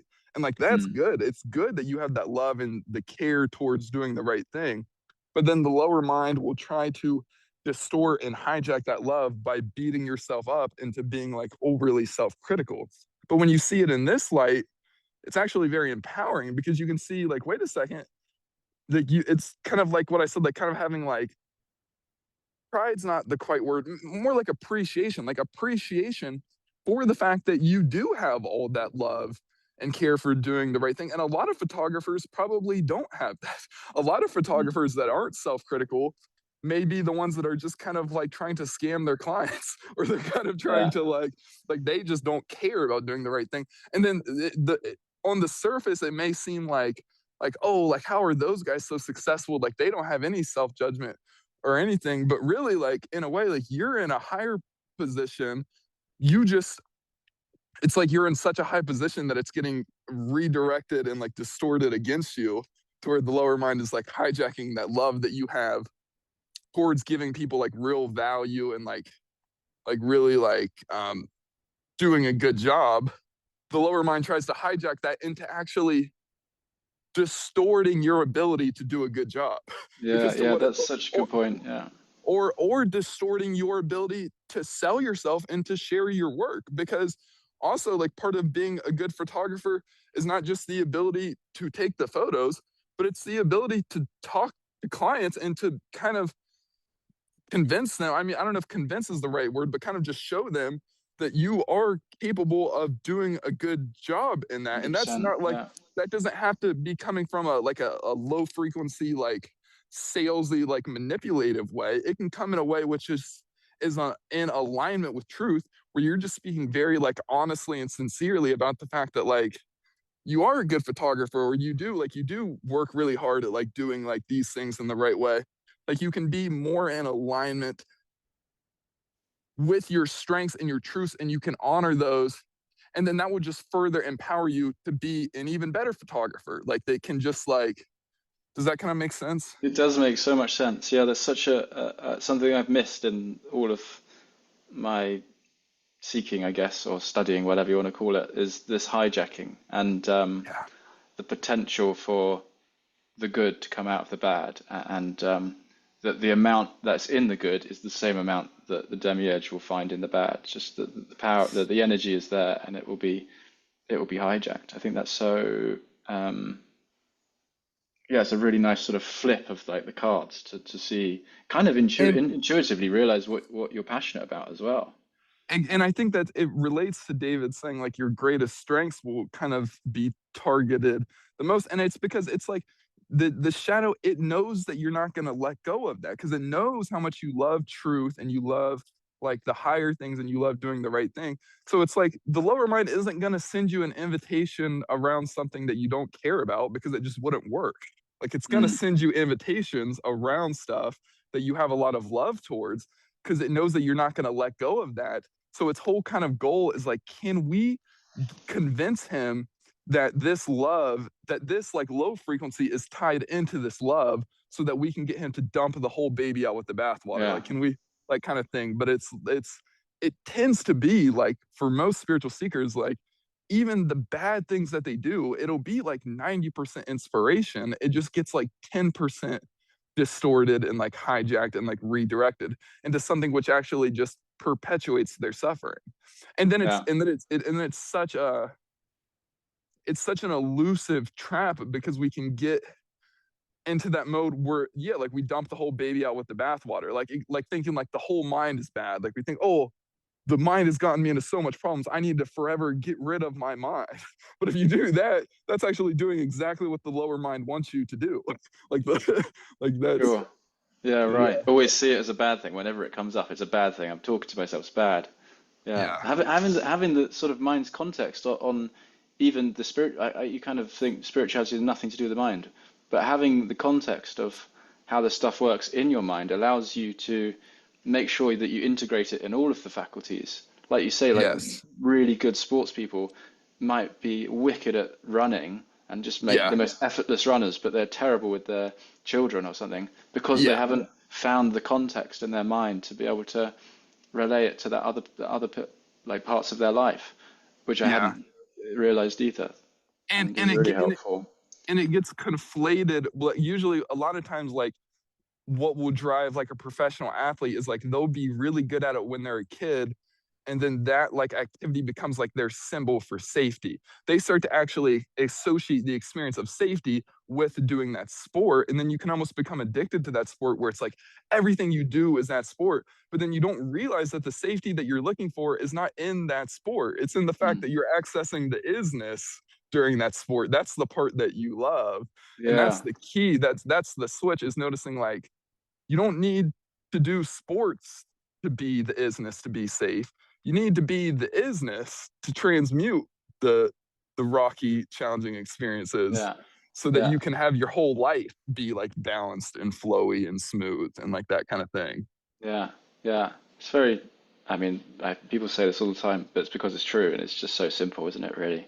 We just get in the way of it so much. And Yeah. reading Nisanga, the Gadatta at like 22, I was like, this is the book that's going to do it.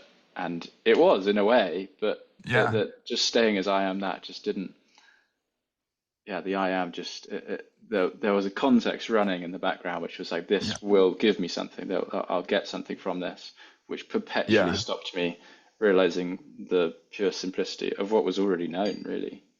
Yeah, and yeah, and it keeps you in that wheel of samsara, like repeating reactive loops and associating various very subtle experiential qualities to the isness. Um, Mm, and yeah, the context is so big. That's such a good thing to tune into. And like another thing I want to say to you, to tune into with the context, because this is a big one that like I got trapped in, and so many people I've seen that like listen to David have gotten trapped into. And it's because David is so amazing. And it's like everyone can recognize the power and the beauty in like David's teachings. mm, But then again, it's like the lower mind tries to hijack that into where it tries to get us to cling to his context. So like a super popular one with David fans is they hear David say that thing about how David's like, he's like, I never lift a finger, I never do anything, everything comes to me. Like I am just like, I never tried to sell myself, I never yada yada. And that can be true, but the thing is David doing that, that's David doing what feels right to David. Like, and you want to do what feels right to you. If you latch on to one of David's contexts and you form a belief system around that, you're going to mm, find that that's going to keep getting like compromised and turned into some sort of problem. And so what I mean by that is like, for example, I was talking to one lady and she was having all of these problems in her business because before she enjoyed like marketing and like kind of like selling her business, but not in like a bad way, just like marketing in like an inspiring way, like that kind of thing. But then the lower mind, once she heard what David had said, it tried to tell her like, oh, like you can never do marketing yeah. because if you do that, then that will just perpetuate your own lack of marketing. But then what was happening is it's actually cutting her off from her own inspiration to where like for her like she actually enjoyed marketing, like that's what she wanted to do, but the Mm, lower mind would try to tell her like, oh, you can't do that because it's the same as like with the meditation, like the lower mind trying to say like, oh, you can't meditate because David said that if you meditate, that'll be perpetuating your lack of it. Or like that would play out for me with my YouTube channel. Like my lower mind would say like, oh, you can't make the YouTube channel. You shouldn't even make YouTube videos because then you're trying to sell yourself. Like you should just sit on a park bench. And then one day when you're really there, like the yeah. whole world will just magically come to you. But that's a bunch of bullshit. I mean, like if that's what you want to do what you want to do. But the truth is, I've been wanting to like do the YouTube channel for years. Like I have been so inspired towards like sharing like my ideas and creativity and my like teachings and things, but it would just subtly get hijacked and distorted into like getting me to doubt myself, or it would try to get me to dump the baby out with the bathwater where I would be like, oh, well, I'm not fully there yet, so I should just never start the YouTube channel, Yeah, or I yeah, should just that's never. very familiar. Yeah, Yeah. But the thing is, like, for you, it's like with photography, like, it might be of your benefit to do some marketing or to do, who knows? I mean, it's all about following what feels right to sure, you. But sure. don't allow your lower mind to latch onto any context. Like, you can do whatever you want with the context. And it's all about following what feels intuitively, inspirationally right to you. And nobody has like a closer connection to that than you. Like, David Sure. can't tell you what to do better than what you can do. But the purpose of a spiritual teacher isn't to tell you what to do, it's to tell you how to live your life in the best way possible, which is by being in alignment with your higher nature. Like Yeah, that's the thing. yeah. The that last thing you said feels yeah, that feels quite important. That the it's kind of handing it back over to our sovereign being, isn't it? That there's Yeah. an easy hijacking is that there's something I'm going to get from someone else. That's a very common one. I don't Or know if that comes or from childhood or what, but it's big. Yeah, or it's like we get certain amazing pieces of advice and wisdom from someone, but then the lower mind then tries to latch onto every single word they say.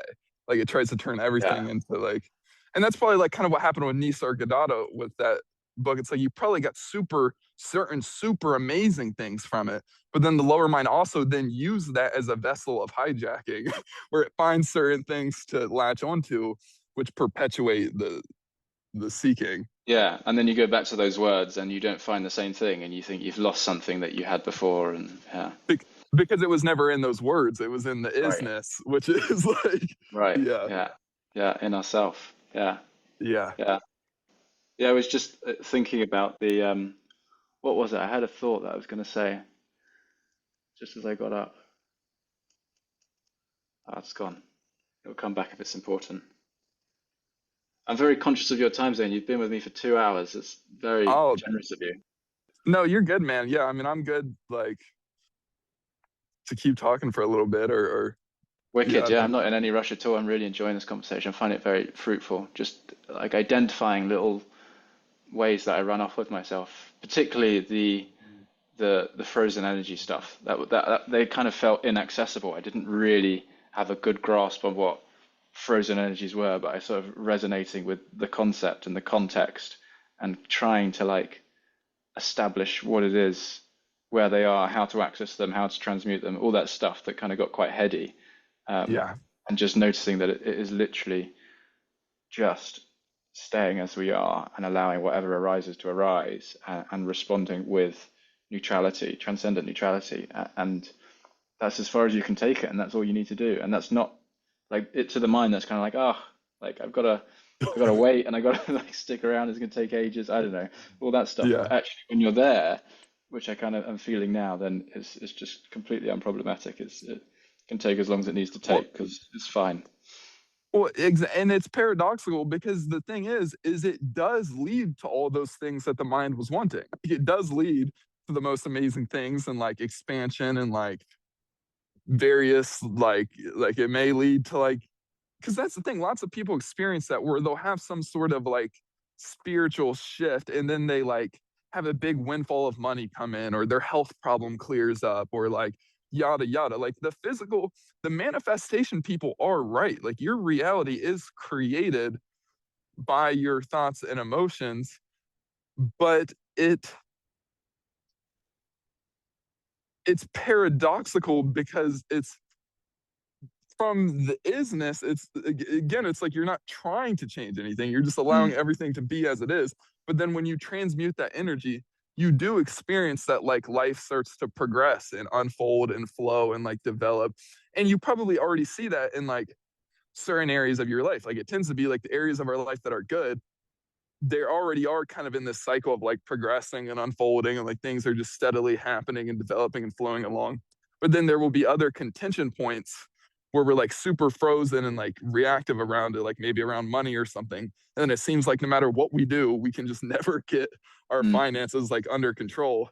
But then when you start to break these reactive patterns and you start to live from this isness, that's when those kinds of outer problems do tend to resolve. Like they do tend to um like open up and expand. yeah, yeah.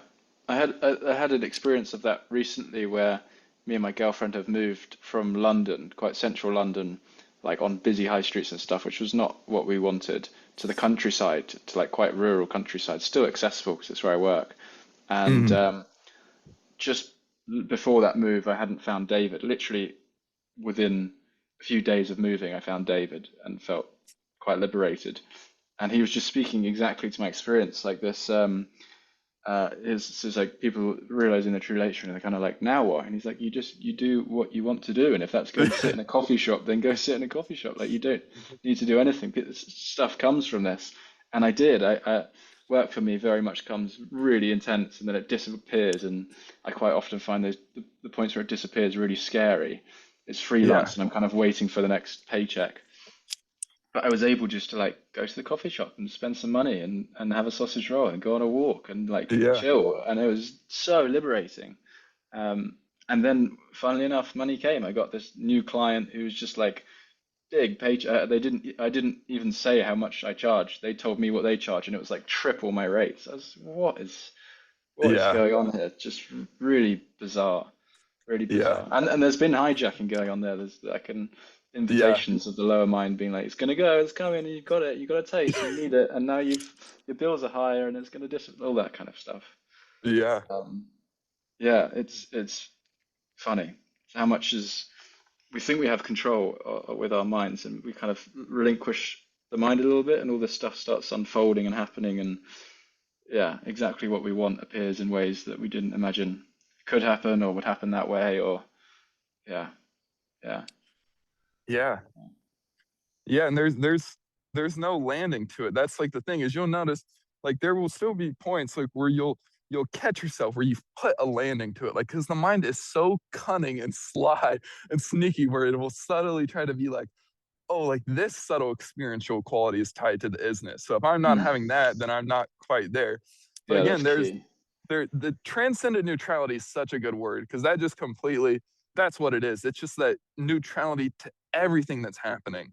And then from that neutrality, you can do anything. Like nothing is off limits in that transcendent neutrality. It's like the only thing that's off limits is the stuff that you don't want to do, which even that's not off limits. You can do the stuff that you don't want to do. But Yeah, like from that transcendent neutrality, it's like, yeah, like that's when like you may feel inspired to just go to a coffee shop or something. And then you go there and you're not even thinking about business. But then you start up a conversation with someone and they end up becoming like your next business partner or something. mm, Like the yeah, transcendent neutrality is so mysterious and miraculous in terms of how it brings you like progression and development of energy and you just keep flowing with it like you just keep it's exactly like you said like you'll notice like little parts where the lower mind will try to sneak back in and it will try to attach various like fear or like reactive energy around it or like or yada yada or maybe like you'll make a mistake or something maybe you do like do something like slightly wrong and you like lose a client or something the lower mind will then try to take that and be like, oh, the whole thing was wrong, or you weren't in the isness for any of that, or you must have really like yada yada. mm, Like it will try to like take the ball and run with it. But really, it's like it's kind of like I said, even if you do make a mistake, mistakes are the greatest blessing because when you make a mistake, when you can just be the isness to the mistake, that's how you actually correct the mistakes in the best way possible. Like it's like for me, like with my YouTube videos, like one of the best things that can happen for me with a YouTube video is to make a video and I upload it and then I don't like it. Because if I yeah, don't like it in the sense that like not in like a personal judgment way, but just in the sense where I can see I made certain mistakes, that's actually super beneficial because from the isness, it's like I have the clarity to see the mistake. I have the clarity to see like where I could have done something better. And then I have the flexibility and the non-resistance to be able to like correct it, to be able to do it better in yeah, the future without it coming from a place of like, oh, I'm ashamed of myself for like making a mistake or something. Like mm, it's just like really in a way it's all about just learning to respond to life rather than react to life like you're learning to respond to what's happening in your situation from presence rather than getting caught up in that kind of like reactive like fear-based energy. yeah, yeah. And the response is always just coming back to the simplicity of business, and then inspired action comes from there. Yeah, exactly. It's the isness and then from the isness you can be intuitively or inspirationally guided to various forms of action. Because Yeah, that's another thing. Like the lower mind loves to try to freeze people up, where it tries to tell them, like, oh, you can only be the isness when you're sitting still, but you can't be like, you can't take action and be the isness or like something like that. But like, yeah, you actually, the whole way that you do action better is by being the isness to the action. Like, right. and Yeah, you can see that how like being very like nervous or rigid or like frictiony about something is like the polar opposite of the isness. Like the more you get into the rigid, frozen, like fear-based energy, that's like the opposite of just allowing everything to be as the isness. And so the more you live as the isness, you just naturally do things in a way which are very like smooth and glidey and like effortless and like flowy. yeah, yeah, yeah. I'm trying. I'm making sure that my mind doesn't hijack that because there's that tendency to be like those experiential qualities are then what follows being in the isness. And I know, particularly going back to my counseling training, there's going to be so many contractions and invitations that I'm not going to feel good. And I want to just reinforce to myself, I guess, that that doesn't mean I'm not the isness. That the it's neutral for a reason, right? It's not good. It good can come, and it seems to come as a Yeah. byproduct later, but neutrality comes first. And Yeah, it's like it's being good with not feeling good. Like that's the thing. Yeah, Like, or yeah. it's like a way I look at it, it's like not having fear to fear. Because it's not that you'll get rid of fear. Like you're always gonna have fear come up. And there's practical experiences for fear. Like we said, like if someone breaks into your house, you actually do want to be afraid in a way. But the key is it's not fearing the fear. That's where the power Mm, is, when you have no resistance to fear. Because then it's like you're not labeling fear or nervousness or any type of emotion a problem. You're just allowing it to be exactly as it is. And that's the antidote. That's like the transcendent neutrality is the antidote, because when you don't fear fear itself, it's like they mm, say, the only thing to fear is fear itself. But when you don't yeah. fear that, that's how you're getting at that primordial root. Because the primordial root of all contraction is fear. It's like a very subtle level of fear to nervousness, or fear to this person, or fear to your dad, or fear to whatever. It's different for different people. Mm, But it's when you don't fear fear, that's like the most powerful stance you can possibly have. And that's why like isness is that stable plot out of which, it's like that stable foundation out of which you build your plot, that you build like your house, because that isness can never be compromised. Like anything within the world of form can be compromised and can be challenged, but from the isness, that can never be compromised. That can never be like like uh like chopped down or any, like, does that make sense? compromise is a good word. Yeah, yeah, yeah, yeah. Yeah. It can't be touched. Well, it's totally touched and totally not touched at the same time. It's It's, yeah, it's like the screen is the movie, but the screen is never harmed by the movie. Like the yeah, screen is, yeah. yeah, yeah. I had a I wrote down some notes. Do you mind if I just get them? Yeah, go for it. Um, yeah, it was in sort of listening and coming into this. I thought it might be helpful just to write some things down to make sure I don't forget. Um, the main one was generally frozen energies, which I feel like we've totally unbuckled. Um, yeah, okay, interesting. There's something about self-referral. I wrote down David had to become self-referral. He stopped following TM at some point. Yeah. He had to losing identification with spiritual practices. Yeah, I mean, I'm kind of feeling that in this conversation, Ethan, Well, that they and that go on. no, that's exactly what we were just talking about. Like self-referral is sovereignty. It's like an example of not Yeah, self-referral is like when I was thinking like, oh, David said that I like when you're really there, everything would just come to you. So I just shouldn't make my YouTube video. That's actually me giving David the referral. But the yeah, right. self-referral is in me just following what feels inspirationally and intuitively right to me. Like that's the Yeah, self-referral. Like is like sure. following what feels right to you. And that's not to say that you can't, obviously, you can get advice from people. Like David's like a great person to get advice from or something. But even then, it's like your guidance to follow that advice should come from your own self referral. Like nothing that anyone says should be law. Like what's law is your own sovereignty. Mm, Like that's the key. Like, and then from there, you can learn from everyone. Like everyone has something to teach you, but it's your own self referral which decides whether or not you want to follow along with that. yeah, yeah. You can kind of sense where it's coming from if there's expectations set up with their like handing over that power. If there's an expectation that taking their advice will give you something, there's a bit of a there's it's been hijacked is a good word for it. Whereas if you're feeling good about trying it yourself or I don't know, it feels good to follow that advice, then that feels like a stronger sense that it's a good thing to do. And it's like, yeah, and it's from the self referral. It's like you can get the full good part of whatever they're talking about without any of the bad part if there's some like subtle like distortions or like bad parts in it. Like, say someone's like giving you, say you're talking to someone who's like a business expert and he's giving you like really good advice on money, but you can kind of sense that part of his thing is like it's subtly like fear based. Maybe he has an attachment to money, but then you can also see like, well, some of this advice is actually really amazing. So you can Yeah, take the good parts of the advice without yeah, taking the whole thing, without taking like all of the fear and like his whole thing, because you have that self referral to where you can like take the good parts without succumbing to the bad parts, basically. Yeah. Yeah. That makes a lot of sense. Yeah. What else did I write down? I was writing down about the words. The full sense of self is not just words. That's what I'd always believed. It was just words, and if I stopped thinking, then it wouldn't be there. It was still kind of there, and we've really gone into that. And the context is really important. I'm really glad you made that video. That can be really labored.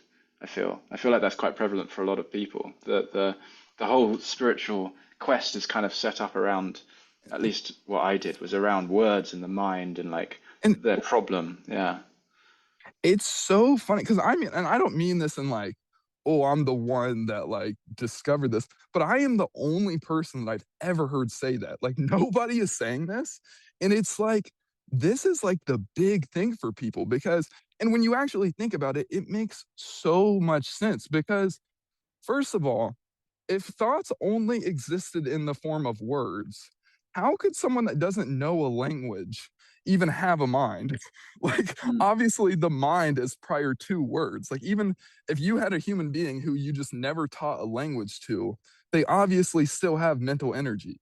Like, That's true. Yeah, right. Of like course. the, Yeah. the mental energy is prior to the words, and the mental energy can form into words. But the words aren't the primordial substance and the words aren't even actually where the power is. The power is what meaning that the mind has associated to the words, because that's a big thing too that happens in spiritual circles is two people can use the exact same words but Mm. be talking about two totally different experiences, Mm. because it's not even about the word, it's about the kind of mental energy that you have around that word, Yeah. like your perspective of that word basically. Yeah, right. Sure. That this the mental energy. It's interesting. That's quite a good word for it. And I can't find exactly what it is. And I suppose that's the whole point. It doesn't live in an image or a word or something obvious. It's like this subtle background. Um, I don't know. That's been defined by upbringing, trauma, culture, gender, all this stuff. Well, you can find it. The thing to understand about the mental energy is the way that you experience mental energy is as mental energy. It's like you don't see mental energy, you don't taste mental energy, you don't touch mental energy. You think mental energy, like the experience of thought or the experience of activating your mind.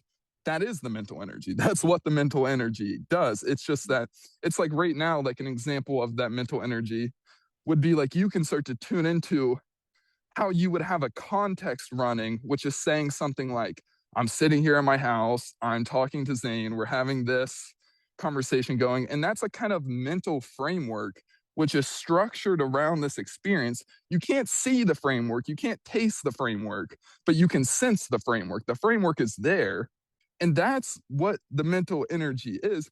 And you can also see how, I mean, you already saw this, but how the mental framework is what is driving everything else. Because it's like Mm. if you were to change the mental framework, like say we were to adjust your mental framework, say now the mental framework is the exact same, but now you believe that someone's trying to break into your house. Even if Mm. nobody's actually trying to break into your house, even if that's a complete lie, if that's in your mental framework and you believe that to be true, that's restructuring everything. Your emotions Mm. are going to start to become reactive. You're going to start to have thoughts about someone's breaking in. Like everything is being like shaped and structured by that mental framework. Or like another mental framework is like if you have the mental framework that like all thoughts are bad or the whole mind is bad, you're going to be constantly in this context of where you're like villainizing thoughts or you're thinking like you have to get rid of thoughts or like Yeah, yeah, something yeah. along those lines. Like you can start to tune, you can sense the mental energy. Like it there's a real experiential quality to the mental energy.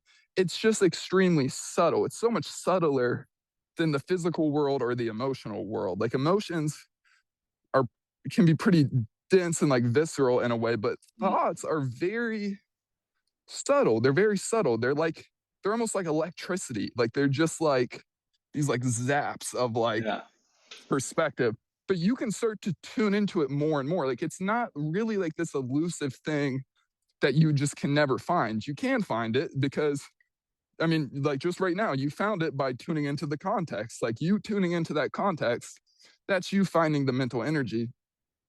Mm, And that's how I learned to start going into unity consciousness at will, is like during my walks, I would start to tune in to even those most subtle levels of like context and like perspectives and like angles of thinking that I was having around that present moment. And then I would kind of just be the isness to those, just allowing everything to be exactly as it is.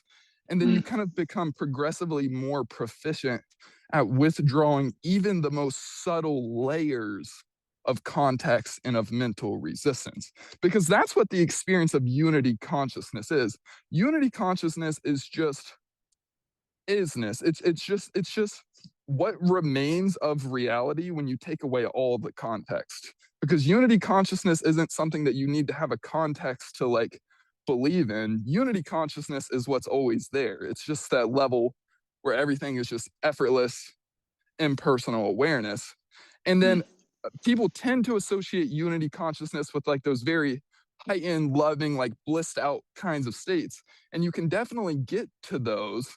But the way that you get to those is by just being that transcendent neutrality. mm. That's like the base of it. And then from there, you can, you naturally start to bubble into those more like heightened, um, like blissful experiences.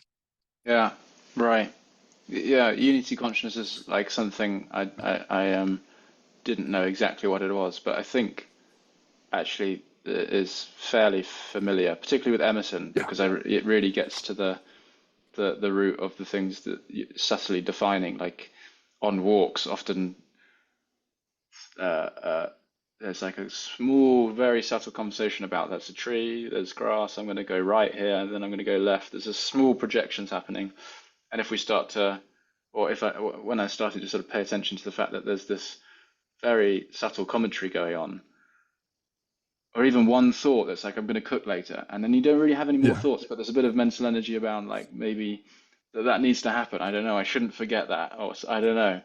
And then Yeah. you don't experience you experience that rather than yeah, unity consciousness, which arises when that kind of gets dropped. Yeah, you stay with the isness rather than staying with the content. Yeah, Yeah. exactly. Yeah, and yeah, people tend to use that word for more of like the heightened blissful moments. Or you can't, have you ever had like very certain moments where on like a very subtle level it almost kind of starts to feel like you are the trees or you are the sky or like that kind of Mm. thing, like where have you ever had like that kind of thing, like Yeah, I think that's what I was when I was talking about the boundaries earlier. Like you yeah, stop feeling like your hand is separate from the tree over there or something. That yeah, it's all kind of one thing appearing. Yeah. yeah. So yeah, the key is like that's true on the level of isness, because on the level of isness, it's like the hand is, the tree is, the movement is, everything just is.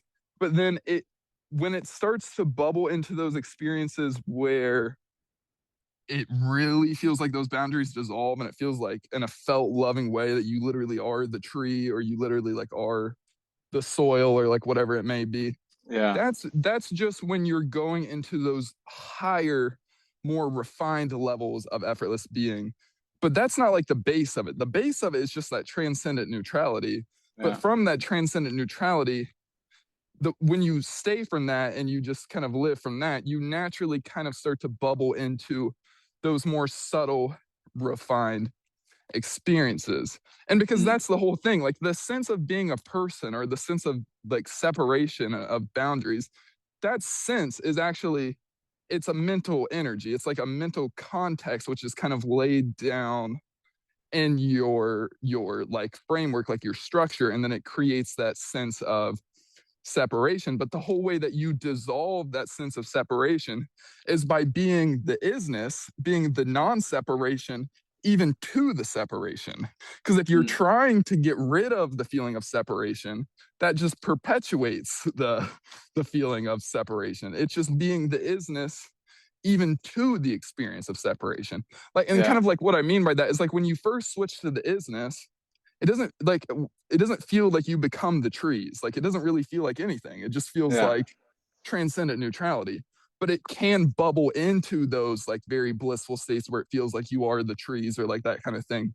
But that just sure. happens very effortlessly when you're being the isness, even to the sense of separation. You're not like labeling separation a problem. And again, too, the sense of separation, that's another safety mechanism. It's actually to your benefit. You wouldn't want to live your whole life having no sense of separation. That would be very problematic. Like Yeah, you want to be able to like honor boundaries and separation. You just don't want to be constricted and unconsciously refined to separation. You want to be able to use it in a way when it's beneficial for you. It's like if you're driving, you want to have the sense of separation in a way. Like you want yeah, to understand that like you don't want to hit stuff. You just don't want to be unconsciously like stuck to separation to where like even like times when it's not beneficial to you to where you feel like you're stuck with that. Like yeah. That yeah, makes sense. That makes sense, and really important that you reaffirmed that the base is the neutrality. The yeah, base isn't some crazy heightened state that yeah, we always have access to and we're just missing and we're not quite there yet until we get that. It's the base is just neutrality, and from that, I think bubbled up's a really nice word. It can kind of naturally start, the boiling point can get higher and we start to experience telepathy or intuition or whatever it might be. But that isn't yeah, the base. The base is very plain, simple, neutral. Yeah. yeah, or ordinary. Yeah, there's like nothing to it. And that's like the whole Ordinary, yeah, thing. it is. Yeah, yeah, Extraordinary even. yeah, Yeah, but yeah. yeah, and that's like the whole cunning trap that every spiritual seeker has gotten trapped into. And I because I think I've heard David even say something along these lines, which I think he's probably right, is sometimes when you first get into spiritual practice, the lower mind or the shadow will actually intentionally lift. It will like temporarily go away to try to confuse you into associating very heightened qualities with this. It's like when you first get into meditation, Mm, the whole shadow might lift away so that you have this super amazing, surreal spiritual experience. And then it comes back on super hard. And then it mm, tries to tell you, like, oh, like, until you get back to that super heightened spiritual state, you're not quite there. Like, mm. Yeah, right. it can kind of try to like bait you in to where, because it knows that you are going to do the spiritual practice and you're going to get a lot of benefit from that. So it can kind of try to like, it'll like withdraw and give you like those really amazing experiences, and then it like once you start to cling to that, it'll like come back on super hard, and then Yeah, it'll keep right. telling you that you need to do something to get back to that. But as long as you're trying to do something to get back to that, you're right where the shadow wants you, you're right where the Yeah, demiurge wants you, you're in that pushing or pulling. And that's why the word pendulum is like a really good word, because it's like if you think of like a pendulum, it's also funny because that's what they used to hypnotize you. Like when you get hypnotized, they right. show you like a watch swinging back and forth. And the way to get the pendulum to stop swinging isn't in pushing or pulling on the pendulum, because if you do that, it's going to keep swinging. The way that Right. you get the pendulum to stop swinging is to neutralize it by stepping off of it, by Yeah. transcending it. And then even when you step off of it, it's going to keep swinging for a while. That's like Yeah. when you are the isness, even to the nervousness keeps swinging. The nervousness doesn't immediately resolve, and then the Yeah. nervousness is going to keep trying to tell you to push on the pendulum, to try to do something to the pendulum so that you keep it swinging. But then to whatever degree you can just be the isness, you start to neutralize that energetic pendulum, and then that's when it starts to like transmute and resolve, Yeah. Yeah. Yeah. and like unwind. That's a really nice metaphor. Like that highlights it perfectly because it doesn't. You don't step off and then it just stops. It has momentum and it will continue. Yeah. I've always Exactly. thought of the I've used the metaphor in my mind, which is not quite as good, but of the snowball, snow falling No, down a hill and it picks up snow, it gets bigger and bigger, and then it hits grass, and then it stops. The snow stops building up and the snow starts coming off, but it's still got shitloads of momentum and it's going to go flying down the hill and cause yeah. damage. But it's just getting it to the grass, or it's just stepping off this pendulum. Yeah, Yeah. yeah, no, that's a good way. Another one I'll use sometimes is like a beach ball analogy. And they actually use this. I got this from a trauma book years ago, I think. But it's the same idea. It's like when you try to get rid of the nervousness, it's like you're in the water and you have a beach ball. It's like you're trying to get rid of the beach ball by pushing it underwater, and you're trying to hold it down Yeah. and get Oh, rid that's of it. good. But when you do that, when you're pushing it down, first of all, it uses a ton of energy. It temporarily works, like it seems like the beach ball goes away, but then it's just a matter of time before it plops back up with a splash. But the Yeah. way that you get rid of the beach ball isn't in pushing or pulling on the beach ball. It's just allowing the beach ball to be there. And then the beach ball is kind of just floating in front of you. And the Mm. beach ball doesn't immediately go away. But then the wind, which is like a symbol for God or for your higher nature, over time, it naturally kind of just blows the beach ball away. The beach Yeah. ball kind of just leaves on its own. And that's how you get rid of the beach ball. You don't get rid of the beach ball by trying to like push it or pull it or chuck it away from you or something. It's just in like 100%. just not touching it, just allowing it to be as it is. And Yeah. then the infinite being or God or whatever you want to call it will naturally kind of carry it away. And the wind is Sure. a good analogy because it shows that like it's not always a windy day. Sometimes you're the Yeah. isness to the nervousness and it's like nothing happens. And then the Yeah. lower mind will try to tell you like, oh, nothing's happening. So you're not the isness. But the Yeah. whole thing is from the isness, you're not trying to make anything happen. Everything still is as it is. And also another key thing to see again is from this isness, you can still take all sorts of practical steps to relieve the situation. Like an example could be like if you get nervous for public speaking, but you know that if you chew gum before it like really helps you, you can still chew gum to like mitigate that effect. Because the lower mind might try to tell you like, oh, from the isness, you can't chew gum. You need to just be the isness. Like you can still Mm. take like practical steps to relieve the situation, but you can do it from the isness. You can be the isness even to that. And that's Yeah. very powerful because it's both like, it's like bottom up in the sense that you're doing practical things to relieve the problem, but top down to where Mm. you're getting at that root of the energetic contraction itself. And then that's very powerful because it's like it's kind of like being in the world but not of the world. Like you're still fully in the world. You can still do any of the normal practical things you would do to handle a situation, but you can do it in the best way possible from Yeah. the isness, like Yeah. from that transcendent neutrality. Sure. Yeah. That reminds me of form is emptiness, emptiness is form. It's both and none. Yeah. Yeah. That sounds like an interesting practical step. Is that a thing? Chew gum if you're feeling nervous and it kind of helps soothe bodily nerves or something. I don't think I've heard something. I don't think it's something to do with eating because when you eat, the body associates eating with safety. So like eating Okay. like can like stimulate like safety. But Right. I mean, I don't know. I was just using that as a sort of blanket example because they could Sure. be anything and it could be different things for different people. Maybe for you, it's like you wear your certain pair of underwear on that day or something Yeah. like Yeah. something like it could be anything. And then, of course, ideally, as you get better, it would probably be better to get to a point to where you don't need the gum or you don't need the underwear or Sure. something. But I'm just Sure. using that as an example of how the lower mind constantly tries to pin conditions to this. The lower Yeah. mind constantly tries to say, oh, you can't do this because that's not the isness. But the whole thing with the isness is that there is no experiential quality to the isness. You can be Mm. the isness to anything. Like Mm. it's just, There's like no conditions. Yeah. It tries to pin exactly. conditions, but there aren't conditions with the isness. Yeah. Yeah. Yeah. Yeah.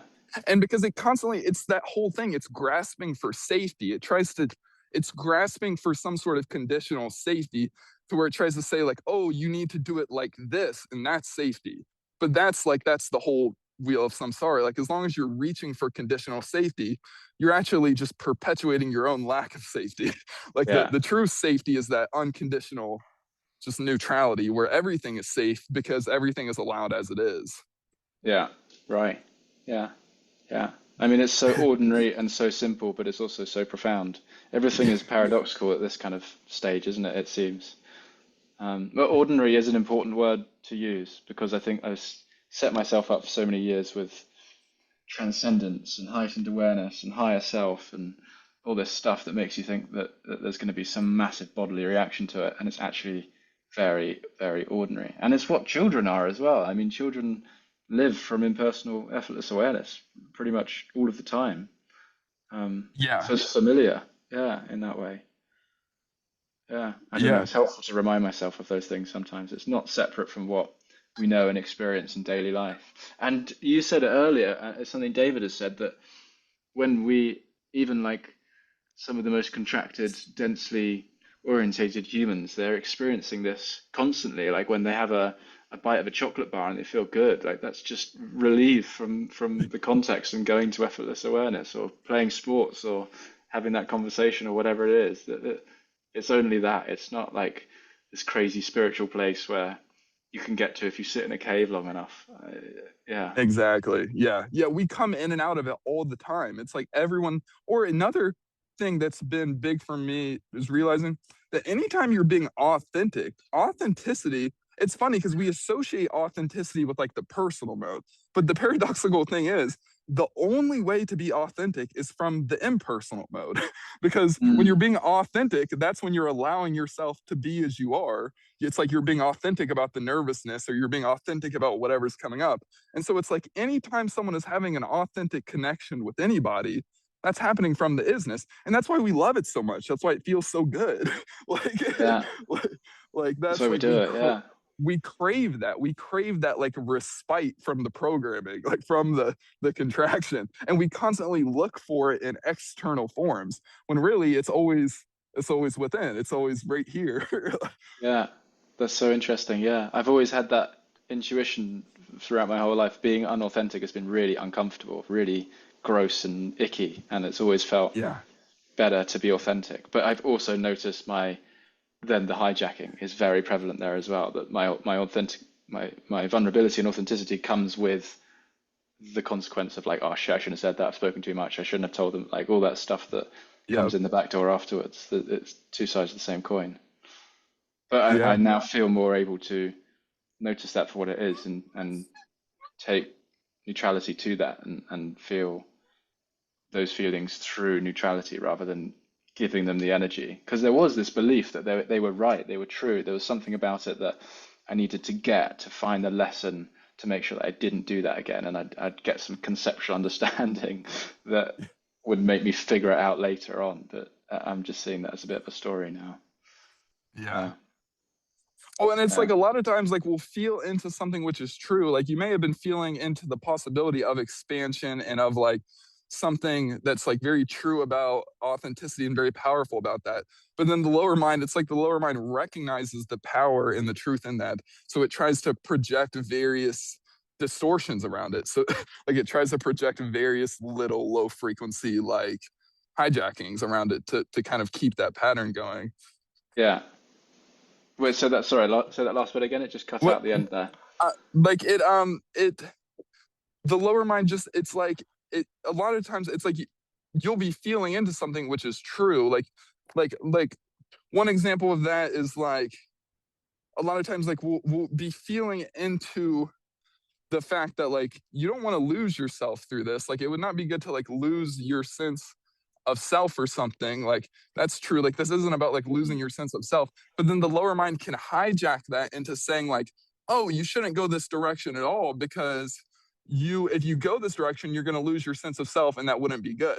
So it's like mm, it's taking something that you're feeling into which is true that you don't want to lose yourself, but then it's actually redirecting it in a way which actually does cause you to lose yourself. Because when you go into the fear, that's when you lose yourself. Like, but like yeah, that's like one example. It's like sometimes when people start to go to the isness, they'll get this kind of like flash of death where the ego is like, oh, if you go this way, you're gonna die, like you're gonna lose your personal self. But you don't lose your personal self through this. Your personal self actually becomes like enlivened and enriched by this. Like you mm, actually, it's paradoxical because when you transcend you, you actually become more you because you yeah, become like the best version of you. Like you become like the higher version of you instead of like the reactive fear-based you. And then it's funny because you're not even really attached to you. You're not really attached to like this character, but you can play it so much better from there because it's just yeah, like your full authenticity can come through and like your kind of higher infinite qualities can come through. yeah. You kind of get to know yourself better rather than what I don't like, what I do like. It more naturally flows, and this intuition of what you want to do can come up more naturally. And I don't know. That kind of makes sense to me that we spend so much time, or I have spent so much time thinking about what it is that I don't want to do and what I hate and this and that, and giving that so much energy that you miss out on what your true nature might be saying. Oh, this feels good. Go and do that, or take some more time. For me, the start of my business was crazy marketing and just doing so much work to try and get the next client, and it wasn't very Right. fruitful. And actually, in Yeah. relaxing and stepping away, people have started coming to me, which is just unbelievable. Um, Yeah. so it's kind of taking the backward step in a way. Um, yeah, I'm playing with that right now. I don't know quite what my next move will be, but I trust that it will unfold because it's okay right now. Yeah, and Yeah, you just follow what feels right to you. It's like I said, like when I was saying the marketing thing, I'm like, I'm not trying to say like everyone needs to do marketing. for Like the sure. whole Yeah, thing is just like it's doing what feels right to you. Like don't yeah, ever lose track of that because that's the big thing too for like the radical non-dual people is they start suppressing the personal mode. Like they try to get rid of their sense of self. But like mm, it's not about like getting rid of the sense of self, it's about transcending it. And then it's like you from there you still have full access to what feels right to you because if you start mm, suppressing yourself, it's like it's almost like you castrate yourself from your own direction or your own inspiration because mm, it's like your inspiration is related to the personal you. It's like you're not going to mm. be inspired about things related to like Tom Brady or like Brad Pitt or something. Like your inspirations have to do with you. Like your whole Yeah, life is all about you, but not in like a selfish way, but just in the sense of like it's just like embracing the personal side of you basically like and then from there you can follow whatever feels right. It's like when you wanted to go to that coffee shop, that's just you doing what feels right to you. like but yeah, not the lower you, like the infinite you, like the higher intuitive you yeah, basically. yeah. Yeah. Right. It's kind of entertaining the personal through isness. It's keeping isness in the frame whilst attending to the personal is how I'm relating to it right now. Yeah, and that's where all the fun is because that's where all the dynamics is. Like, yeah, it's fun to be the isness when you're alone on a walk, but it's really fun to be the isness like at a party or something because it's Yeah, right. like you can interact with anyone. You don't get triggered by anyone. You can talk to him and her, and you can talk about this, and you have no resistance to anything. Like, there's so much excitement and like the dynamics and movement of life when you're on this like transcendent level because it's like you're walking on water. You're just like totally free. You're not like bound up by anything, and then it's like Right, that's interesting. Yeah, yeah. I feel that's making me notice something that I've been building a context of here, which is kind of, I mean, this is a really harsh way of putting it, but what's the point? Like, this isness is so readily available to everyone. Like, why have I done all this seeking spiritual stuff? Like, where actually am I? Am I just worse off for knowing all this stuff than if I just cracked on with life straight from the get-go? But actually, you've just reminded me that no, that through this neutrality can come like some quite serious liberation. Like, just isness yeah. isn't that liberating, but quite serious liberation and fun and joy and bliss can flow from implementing isness into our daily lives, is what I've Ex- just kind of heard you say. Exactly. Because what this isn't about like learning how to like expand a particular skill. This is about learning the mechanism of expansion itself.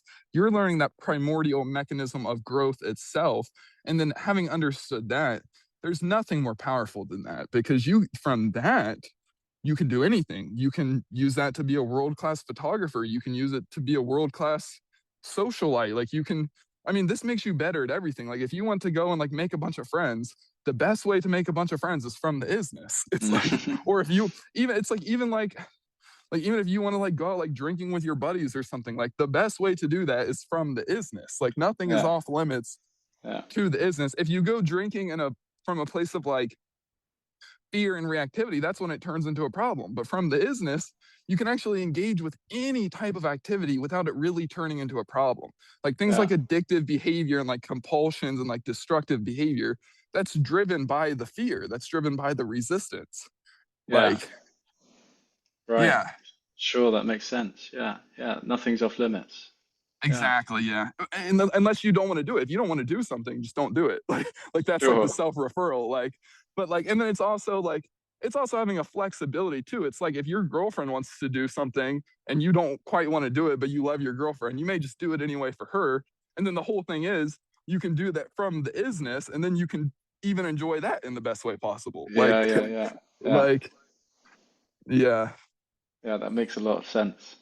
I feel like I've got a I don't know, it kind of feels like play right now. I feel like I've got quite a lot to play with, which is really nice. It's often felt like quite a big like something really needs to happen here to make this worth doing, because sometimes it's just what's the point of this? But I feel right now that there's a real playfulness with transmuting the frozen energies and whatever life kind of throws at me. yeah, So that's quite fun. That's really nice. I don't know what's going to come up, but I feel like checking in at some point in the future might be a good thing for me to do. If you're happy to do that, I'll yeah, book bro. in a month and see. I don't know, see what's happened, see where I'm at. I suppose it's always unfolding, right? That's really ringing in my mind. There's no landing. There isn't a spot to perch here. It feels quite good now, but I'm aware that that can come, that can go. Stick with transcendent neutrality. Yep. And yeah, it'll happen. Like even for me, it's like every once in a while I'll be like, oh yeah, like I've been in the person mode for a little bit. Like you'll catch yourself, but then it's Right. totally fine because it's like you just catch yourself and then you just switch, and then it's like, oh yeah, that was just opportunity because it was just a challenge that was being revealed to you for the sake of transmuting it. It's all you just go Yeah, back to right. the isness, and yeah, Yeah. Yeah. Can't go wrong.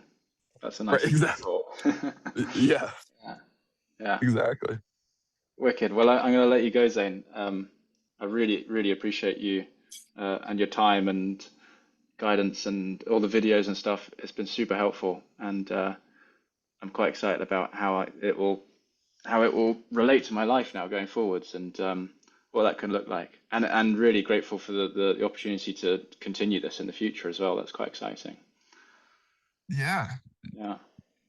yeah. Thank you, bro. Yeah, I mean, I enjoy talking to you, dude, and yeah, that's like probably my number one thing to you, bro. It's like don't doubt yourself. Like you are really like you're really advanced. Like, and it sounds egoic for me to say this because I'm your age, so I'm kind of talking about myself too. But like, really, it is one of a kind to like be our age and to have this level of like wisdom and to be at this thing. And this will like the more you integrate this, you'll just be limitless. Like you will really be limitless. You can integrate this into every movement of your life. Like you don't just have to be the athlete that's an amazing athlete, but then has horrible relationships. Mm, Every movement of your life can be in alignment with this isness. And yeah, and like being so young, it's like you have so much time to develop it, and you have so much less time of running addictive patterns. Because for mm, some people, they're only like they're 60 by the time they even find out about this, and then for 60 years they've been like engaging yeah. with those like addictive patterns. So it's almost more challenging for them in a way. So it's like we That's really have like interesting. Yeah. we have a really big advantage in a way. Like it's yeah. Yeah, that makes sense. I hadn't really thought of that. I kind of thought as it was you kind of communicate from a place of naivety at this age, but that's not the sense I get from you at all. There's a That's bit of hijacking going on there, and exactly hijacking, and because it knows that you probably value like you don't want to turn into like an egoic thing where you're thinking like, oh, I'm better than people because I'm young, because that's not what it's about. But you can just have the discernment to sure, notice the yeah, truth of the situation, which is like it is really rare to be this age and to like be into this, and to not just be into this in like a superficial way, in like a real like grounded like experiential way. um yeah, yeah, yeah. yeah, I'm quite excited about taking it into life as well, and into the counselling as well. There are some modalities of counselling which are very much more in line with this. I've just reading a book by someone called Martin Wells, if you're interested. It's a great book. He's a counsellor okay, in the health system here in the UK. And for such a long time, he trained as the counsellor and talking about the story. And eventually, he got to this place where he sort of saw the story as the problem, and he guides these people that are like have no spiritual context at all into just noticing that the story is painful, and if the story is here with neutrality, then it's okay, and things start to happen of their own accord. Um, yeah. so I think, like you say, you can really take this into every faculty of life. There is no place that's off limits here. Even drinking with your mates and smoking too much or whatever you want to do, Yeah, take the isness there and see what comes of it. Don't, yeah, Yeah. Yeah. And then that's when you actually also authentically kind of like graduate past experience. It's like some people, if they're an alcoholic, they never fully like transmute that energy. They just suppress it for their entire life. Like that's when sometimes you'll see AA people that are like once an alcoholic, forever an alcoholic. But it Mm. doesn't have to be like that. Some people, they drink alcohol for a while and they're addicted to it. And then they have like a moment of presence during it where they're like, you know what? Screw this. I'm over it. Like, but that Yeah. kind of like transmutation only happens from the isness. It's like when you can just like do the bad activity without the shame or without beating yourself up. That's when there's actually the clarity and the presence where you can like kind of graduate past the lower frequency like behavior. Like say you were an alcoholic, you don't want to like suppress that. It's actually just allowing it to be as it is. And then that's when you may actually, yeah, you just like move past it. And then it's not even an issue. It doesn't have to be this whole big, horrible process. You can just move on from it. Sure. Like, I was just thinking about that with like Alan Watts, quite a big drinker, big smoker, Nissan Gata. I mean, died of lung yeah, cancer, didn't he, after smoking yeah. cigarettes his whole life? He just decided that that was okay, and I'm sure And he could have that's stopped at any moment, but he just chose not to. self-referral is the sovereign being. If you want to smoke a bunch of cigs, smoke a bunch of cigs. Right. It's like, Sure. yeah, you can, Yeah. yeah, Yeah. Wicked. Thank you so yeah, much. Yeah, it's no great chatting problem. with you. Yeah.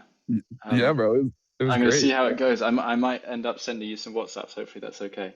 And Yeah, bro, I'll book in anytime. again in a month's time or something. I do counselling as along the side of this as well, like as rather than the trainee, but as the client, as part of the counselling. So I'm kind of playing with bringing this into the room and seeing how my counsellor relates to the thoughts of this stuff, which has been really interesting. And I think, like you say, people get this more than without any of the context of spirituality, or having read Ramana Maharshi or whoever, they kind of get some of the context just by living a life of like dissolving trauma work or something. That there's a felt sense. So yeah, Yeah, yeah, yeah, yeah.